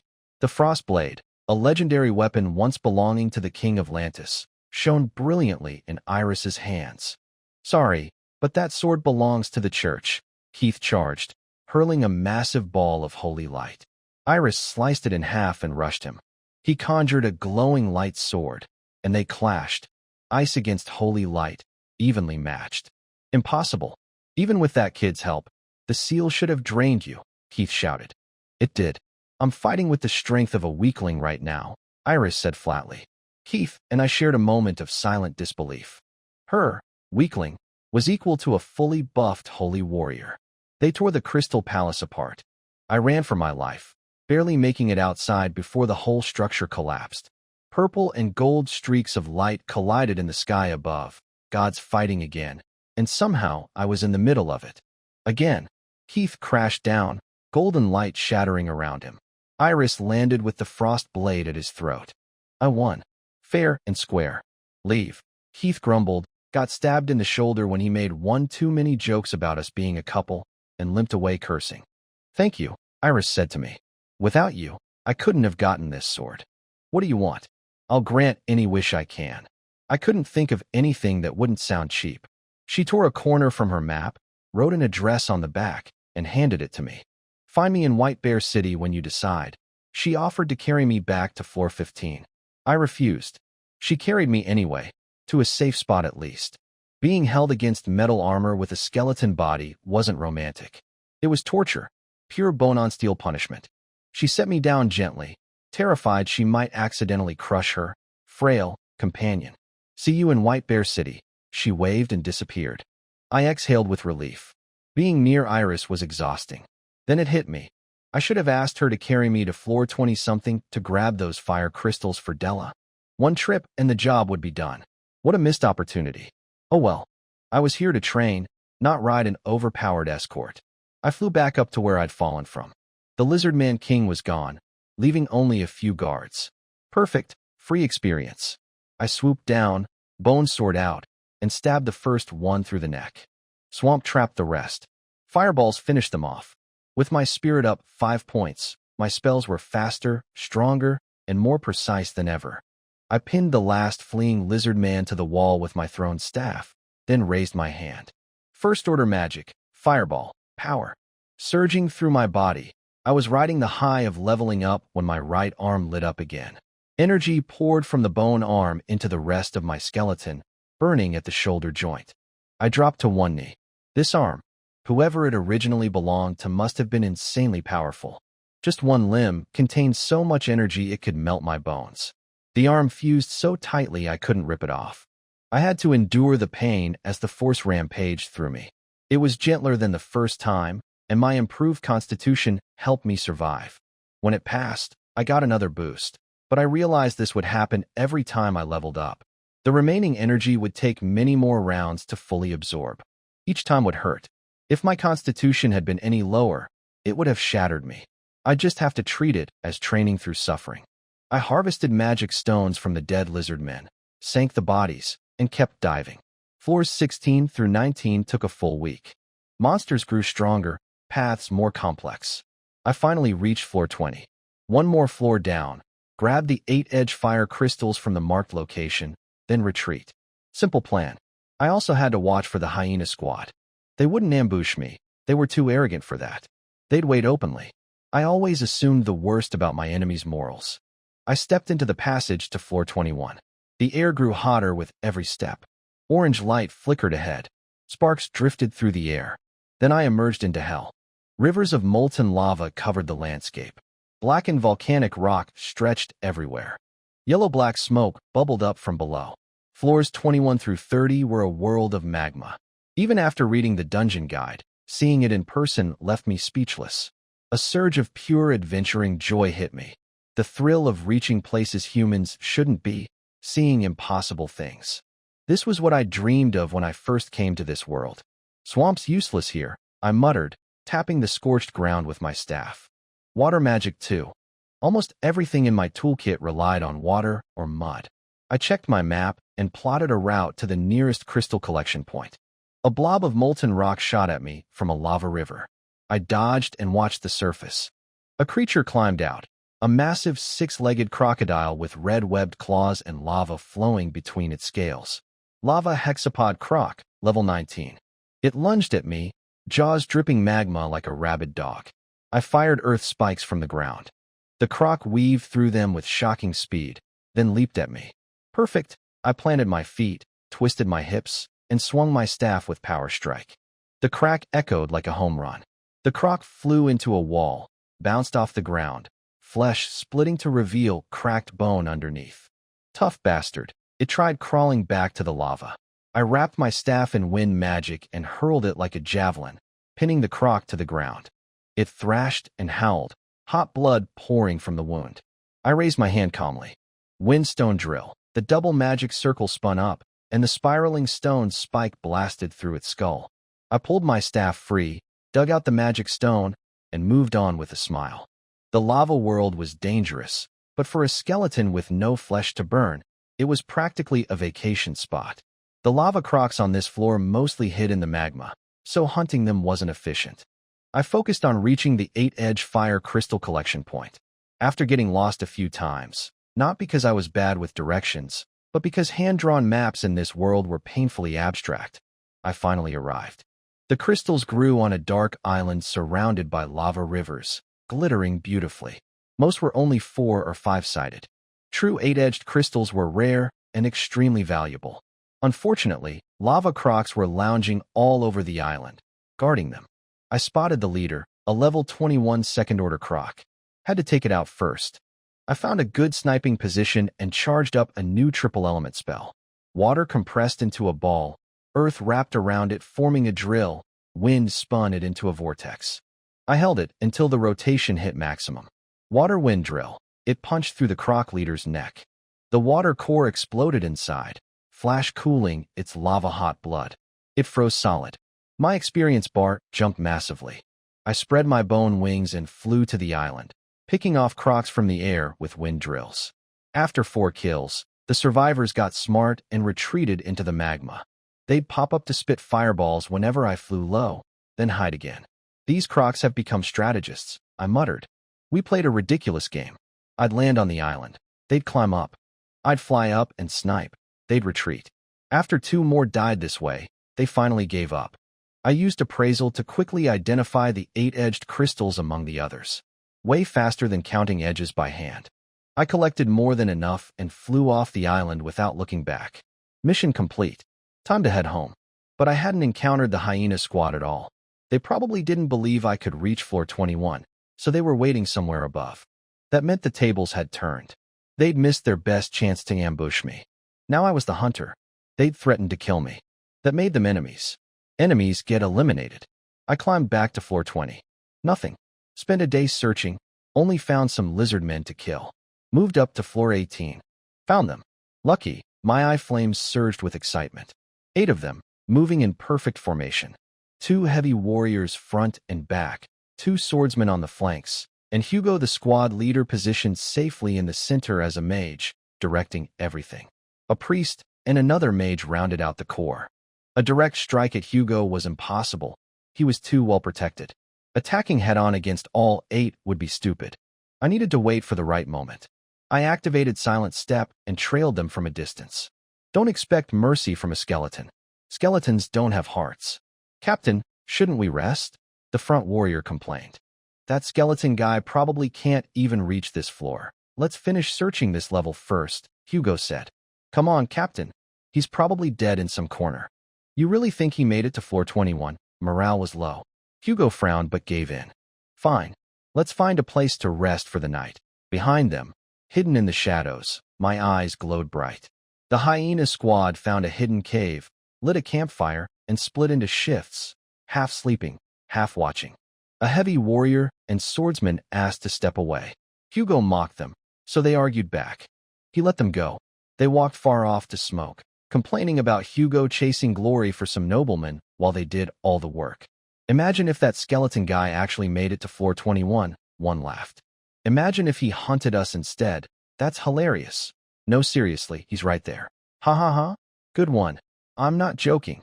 The heavy warrior was still laughing when I slit his throat from behind. His cigarette fell from his lips.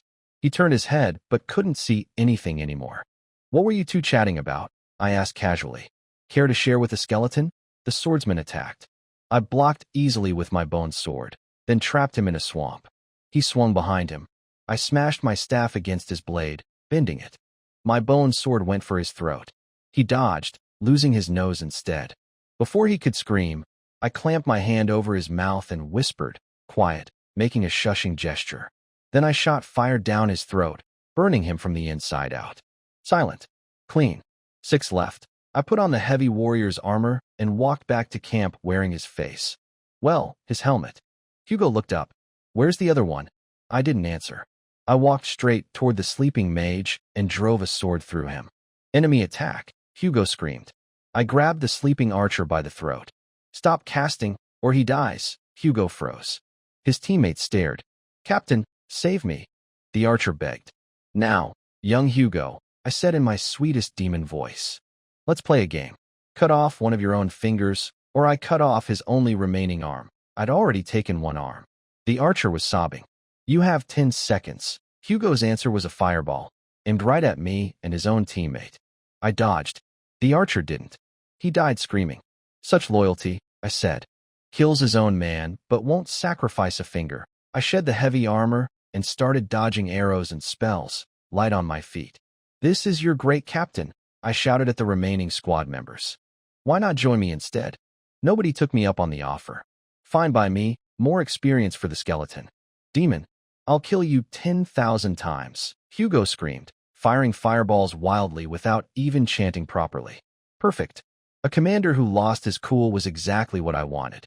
Their priest cast a calming spell on Hugo, bringing him back to his senses. Hugo assessed the situation. For left, only 2 real fighters, and ordered a retreat to the surface. Hugo, you're not even taking your dead teammates' bodies? How sad for them, I called out. Keep them, he replied coldly. I wasn't worried. I trailed behind them like a shadow, constantly harassing with spells, never letting them rest. The rear guard heavy warrior grew slower and more battered. Hugo became increasingly frayed despite the calming magic.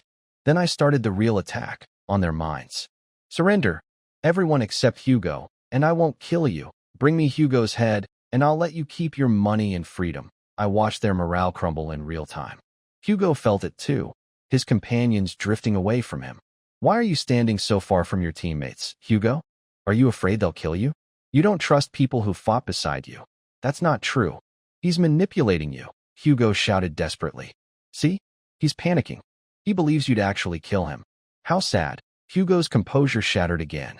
He screamed at me to shut up and hurled fireballs everywhere. When the priest approached to calm him, Hugo flinched away, eyeing the priest suspiciously. Look, he's guarding against his own team. No? Don't listen to him. I kept going. Think about it. I only want Hugo. Why is he making you all retreat together? Because he needs you as shields. If you split up and ran into the maze, how many could I actually catch? Shut up, that heavy warrior in the back. You've been the rear guard this whole time. Tired of being the meat shield? Take off your helmet. Ditch your armor. Disappear into the maze. I won't even recognize you. The heavy warrior shifted. Hugo screamed his name, Fondo Timan. Hold your position, instantly exposing his identity. TSK, TSK. Your wonderful captain just sold out your name. The heavy warrior turned and ran. Hugo fired a fireball at his own fleeing teammate's back. Beautiful shot, Captain. Perfect arc. 10 out of 10. The priest scrambled away from Hugo. The swordsman turned sideways, watching both Hugo and me. Everyone listen. That demon has been playing us from the start. Hugo raised his staff. Oh no, he's lifting his weapon again. Is he going to shoot another teammate? The remaining 2 flinched and stared at Hugo with fear. I was aiming at him, Hugo pleaded. Believe me. He couldn't understand why he wasn't even allowed to raise his staff anymore. He's aiming at the demon, I believe him. I'm the most trusting person here. Hugo, I believe in you even if nobody else does. I said it with total sincerity. Hugo looked like he wanted to explode. If demons climbed out of hell, they'd probably act exactly like me. All right, enough games. Time to finish this. No more surrenders accepted. I stepped out of the shadows and charged the swordsman. He slashed 2 sword waves at me. My earth shield deflected them easily. I slammed my staff down. Swamp. He dodged it, and Hugo followed up with a fire spell that dried the mud and sent flames rushing at me. The swordsman pressed the attack with skilled combos. Then he spotted an opening, my chest, and thrust his blade straight through my heart. And hit nothing. His sword passed through empty ribcage. I grabbed his neck with both hands and tore open his throat. I fell down with his body, playing dead. Hugo wasn't fooled. He launched a fireball at us. I had to get up, stabbed through the heart, and still alive. You really are a demon, Hugo said. Not a demon. A skeleton. I told you from the start. I charged him. He shoved his own priest into my path as a human shield. My sword went through the priest's heart. Then Hugo fired a fireball from behind the body, using the explosion and blood mist as cover to disappear into the maze. I chased him through the tunnels. He was muttering, "Die, die, die," over and over, eyes bloodshot, hair wild, completely unhinged. His mind was already planning revenge, torture me, destroy Della, kill everyone connected to me. Then he heard my voice right behind his ear. Got you. That was the end of Hugo. I delivered the fire crystals to Rachel at the supply shop. She was speechless. Every single crystal was top quality. You actually did it alone. This is a miracle. She leaned so far over the counter she was practically on top of me. I could smell her perfume. I stepped back. Please send these to headquarters as fast as possible. The free room and board offer still stands for next time. Next time for sure. As I left, Rachel wondered aloud why the hyena squad hadn't returned. She caught a whiff of blood on me and had a thought, then shook her head. No way one person could beat all 8 of them. She dismissed the idea and sighed dreamily. Skeleton is so cool though. Like a real hero. I climbed back through the dungeon floors in 2 days, killing monsters along the way for experience. When I emerged from the tower, real sunlight hit my face for the first time in ages. I stood there dazed. Mr. Skeleton. Mr. Skeleton. Della's cat-eared maid came running toward me. Half the gloom from the dungeon vanished instantly. How long have you been waiting? Mistress sent me days ago. She was worried. I was worried too. Her tail wagged behind her. I patted her head, then realized I didn't know her name. I'd been so focused on the cat ears I'd never asked. What's your name? You shouldn't dirty your ears with a slave's name, sir. What kind of stupid custom is that? Just tell me, lawman. Teal. Louder. Lamantiel Reeves. Lamantiel. That's a lovely name. Nothing dirty about it. I patted her head again, secretly angling for the ears. People stared. She blushed. I didn't care. I tossed her the crystal package. She peeked inside, gasped, and hugged it tight against her chest. Her ears twitched nervously, tail standing straight up, terrified someone might steal it. Mr. Skeleton, you can't just throw something this valuable. You should carry it. Relax. Those things are harder than steel. You could drop them off a cliff. And if anyone tries to take them, I'll deal with it. Walking back to the guild with Lamantiel was entertaining. She was like a startled cat the entire way, ears straight up, tail rigid, flinching at every sound, clutching the crystal package against her chest. At the guild, Della looked exhausted. Dark circles under her eyes, running around nonstop. But when she saw me, her eyes lit up. You're back, mistress. Mr. Skeleton collected them, Lamantiel announced. The entire hall went silent, then erupted. He actually went to floor 21 alone and brought back 8 edge fire crystals. Must have had a team, right? No. I saw him enter the dungeon solo at the city tower. Is he a second-order professional? Calls himself Skeleton. Weird guy. Everyone stared at me like I was some rare treasure. Lamantiel's ears drooped and her tail tucked between her legs. I'm sorry, I said too much. It's fine. People would have found out eventually. I patted her head. Della took the news calmly. She offered to pay me the full sale price. Keep part of it as my investment, I said. I'll take shares in your guild instead. Her eyes sparkled. Having a powerful adventurer tied to her business was a huge advantage. You don't have to settle for my guild. Bigger ones would treat you better. My situation means I can't join big guilds. I reminded her. She'd forgotten again. I wasn't human. I just acted too much like one. But it's not just necessity, I added. Your guild is free. I believe in its potential. She looked surprised that I'd read her thoughts so easily. After leaving the guild, I counted my earnings. 330 gold coins, 20 silver, plus change. In this world, 1 copper bought half a loaf of bread. A normal person lived on about a quarter gold per month. I was genuinely wealthy now. I went house hunting. I wanted somewhere quiet, with a big bathroom, a small yard, and a basement. Found the perfect place 3 streets from Della's guild. A cute 2-story house in a suburban area with a fenced yard and 2 underground rooms. The basement called to the skeleton in me. Dark and cozy. Perfect bedroom. Rent was 1.5 gold per month, minimum quarterly payment. I paid 6 months up front, 9 gold. No point renting longer. Lucia could find me anytime, and I'd need to run. Once I cleared White Bear City's dungeon, I'd move on to deeper ones elsewhere. The contract required my full legal name. I signed it with a twinge of annoyance. Ethan Vargas. That surname from the evil bone dragon still stuck to me. The house was dusty, so I cleaned it with a dramatic, full chant water and wind spell. Nobody was around, so I went full theatrical. Felt amazing. Then I stripped down to shorts and a t-shirt, put on slippers, and sprawled on the floor. Big shorts, t-shirt, sandals. A fully relaxed skeleton at home. Living alone with nobody to judge me was the best feeling in the world. I needed rest after so long in the dungeon. Too bad skeletons couldn't eat. I really wanted to treat myself to a good meal. After a full day of rest, I remembered I was supposed to meet Iris. She'd given me a note with her address. I patted my pockets. Left side. Right side. Inside my skull. Between my ribs. Nothing. Then I remembered. It was in the inner pocket of that torn shirt. The one I'd thrown away. I grabbed my cloak and sprinted to the trash bin outside. Empty. The magical garbage collection in this city was way too efficient. What was the address? Something street. Mar something? Something Lou? I couldn't remember a single detail. Fine. I'd just stand her up. Force majeure. Not my fault. But I couldn't waste the whole day at home. Before going out, I filled my handmade stone bathtub with magically heated water and soaked.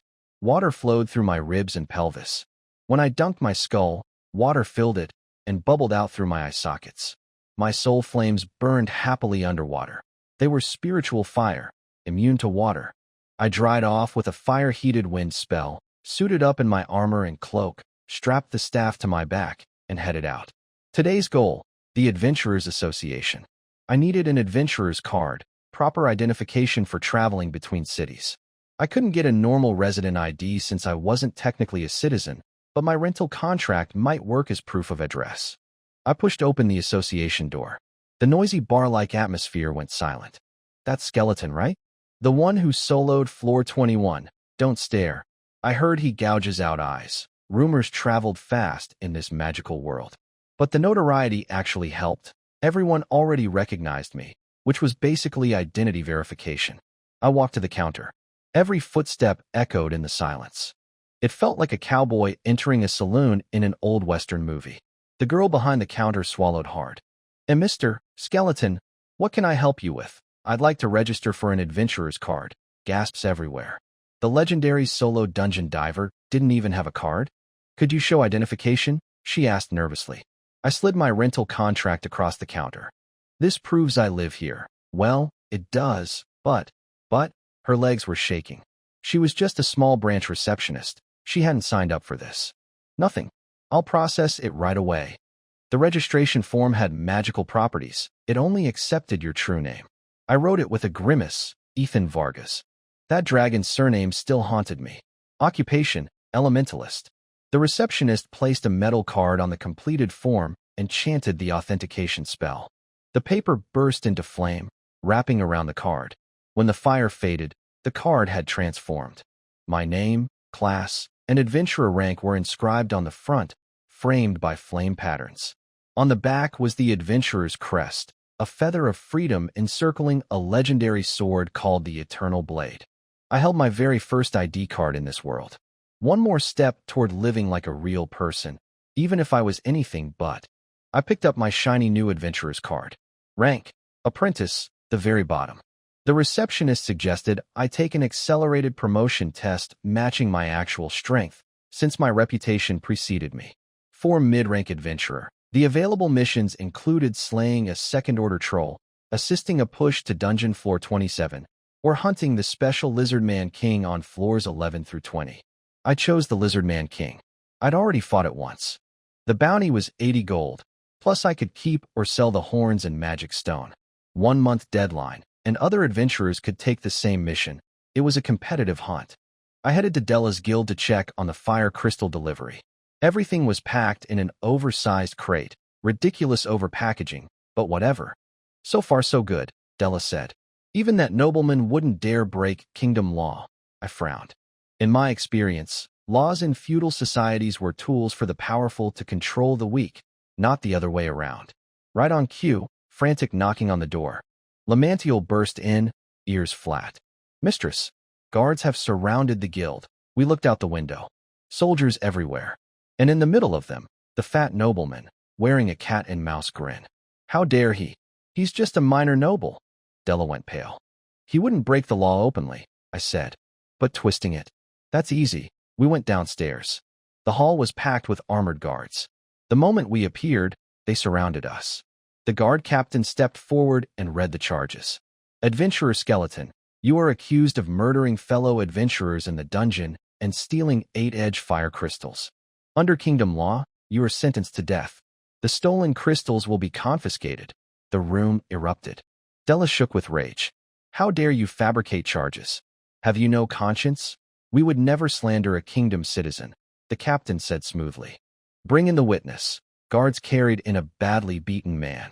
He looked half dead, bruises everywhere, barely conscious. A truly pitiful sight. This survivor was found in the dungeon, tortured nearly to death. The man raised a trembling finger and pointed straight at me. It was him. He killed everyone in our squad and stole the fire crystals we'd collected. He tortured me and threatened to kill me if I talked. I recognized him.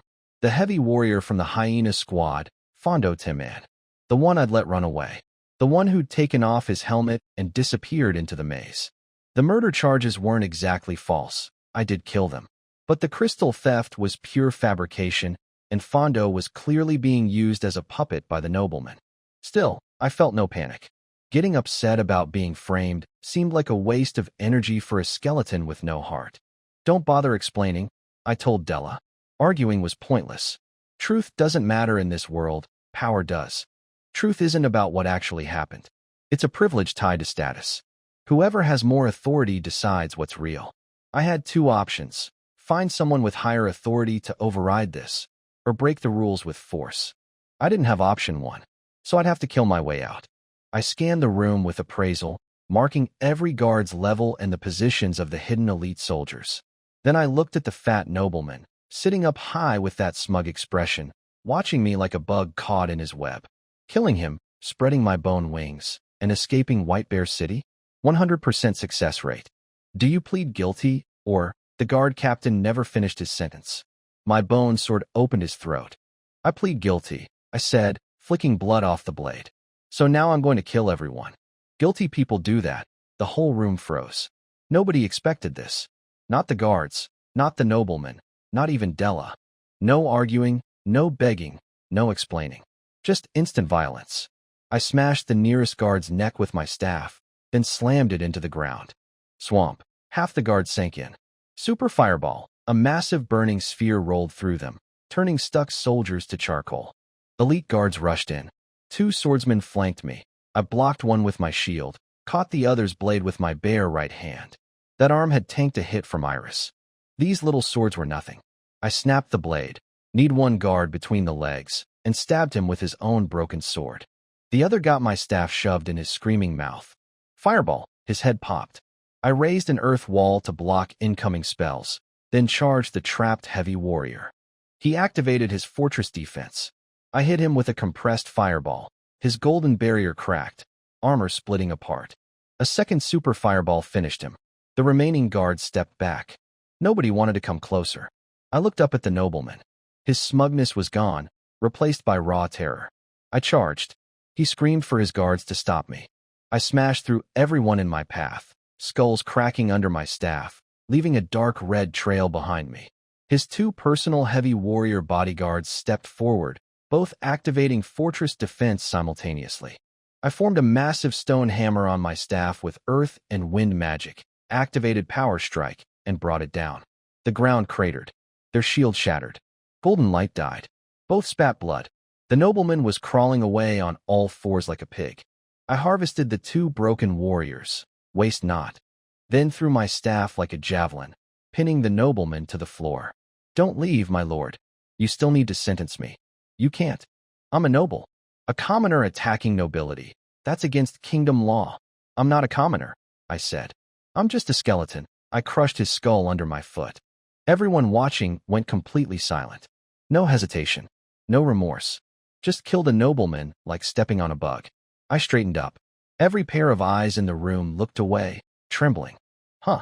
A noble gives the same experience as a commoner. I spread my bone wings and blasted toward the city walls. Time to run. The real powerful nobles would come after me soon. But I'd underestimated White Bear City. A massive magic circle lit up at the city center, and a stone spear materialized, locking onto me. Third-order magic, Spear of the Earth Spirit. I spun around and stacked 4 walls. Wind, earth, fire, water, one behind another. The spear punched through 3 of them before the water wall finally slowed it enough for me to catch it with my bare right hand.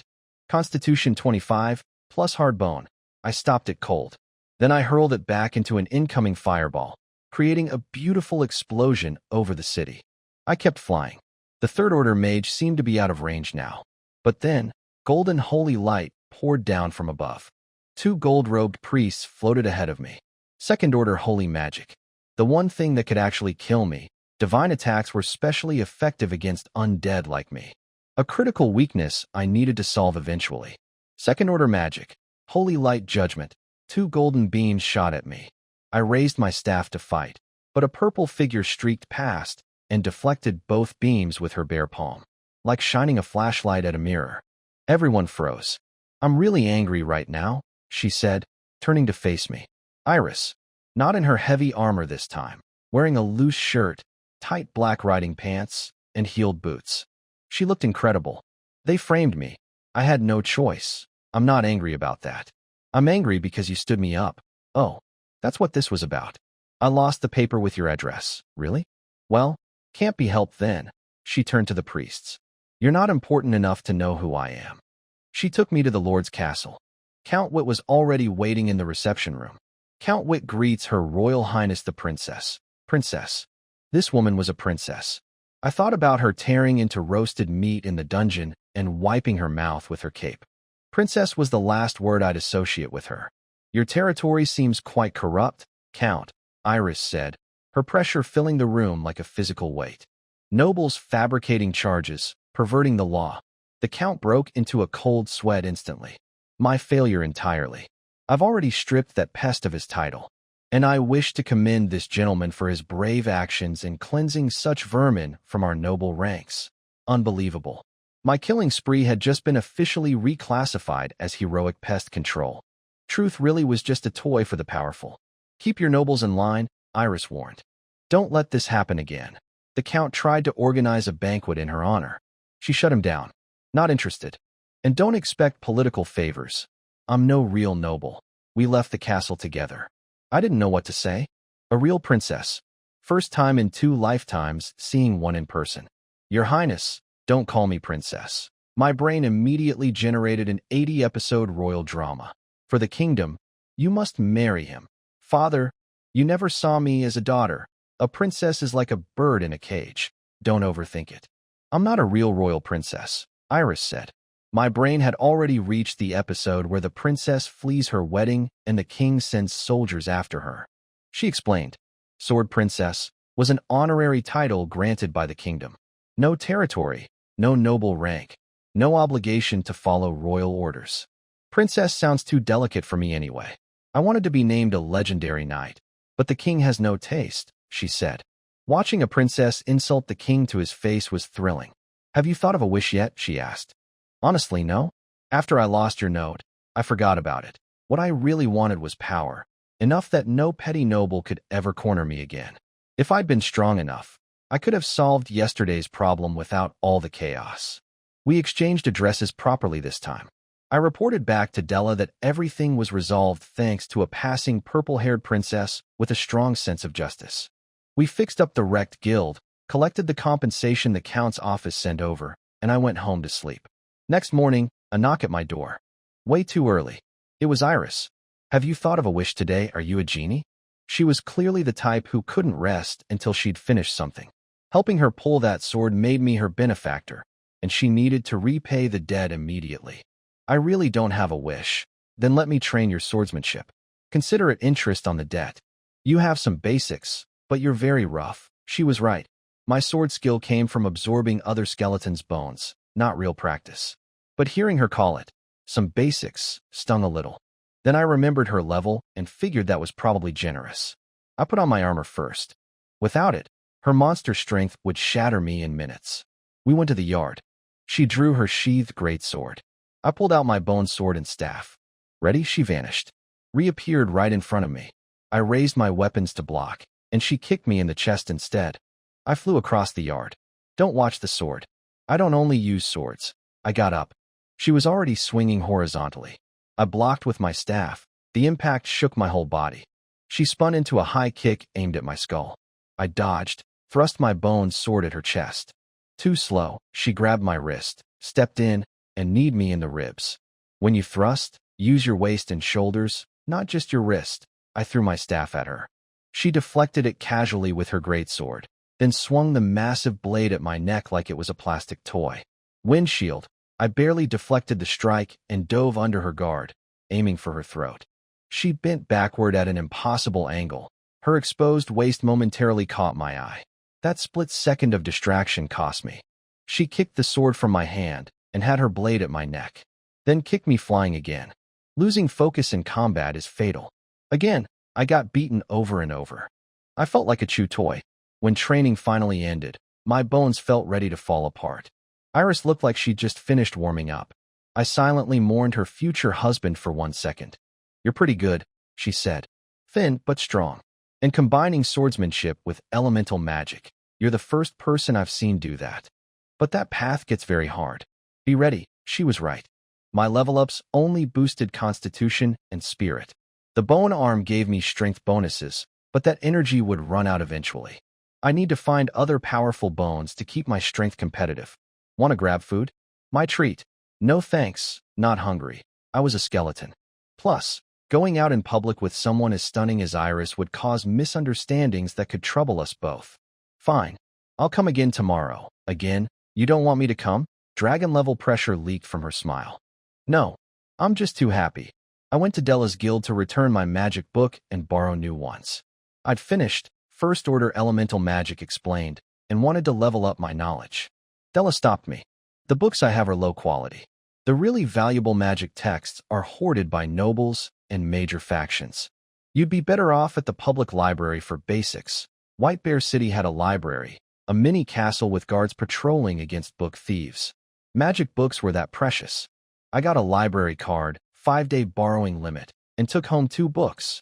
Elemental Magic Circle Composition, and The Art of Explosive Magic. Back home, I changed into my skeleton leisure outfit, shorts, t-shirt, slippers, sprawled on the couch with bones showing everywhere, and started reading. I read until dark, tapped my staff on the floor to light the magic stone lamps, and kept reading until late. Bath, bed, repeat. Every morning, Iris showed up at my door. Got a wish today? No. Then we fight. She beat me up every morning while correcting my form. My swordsmanship improved rapidly under her brutal coaching.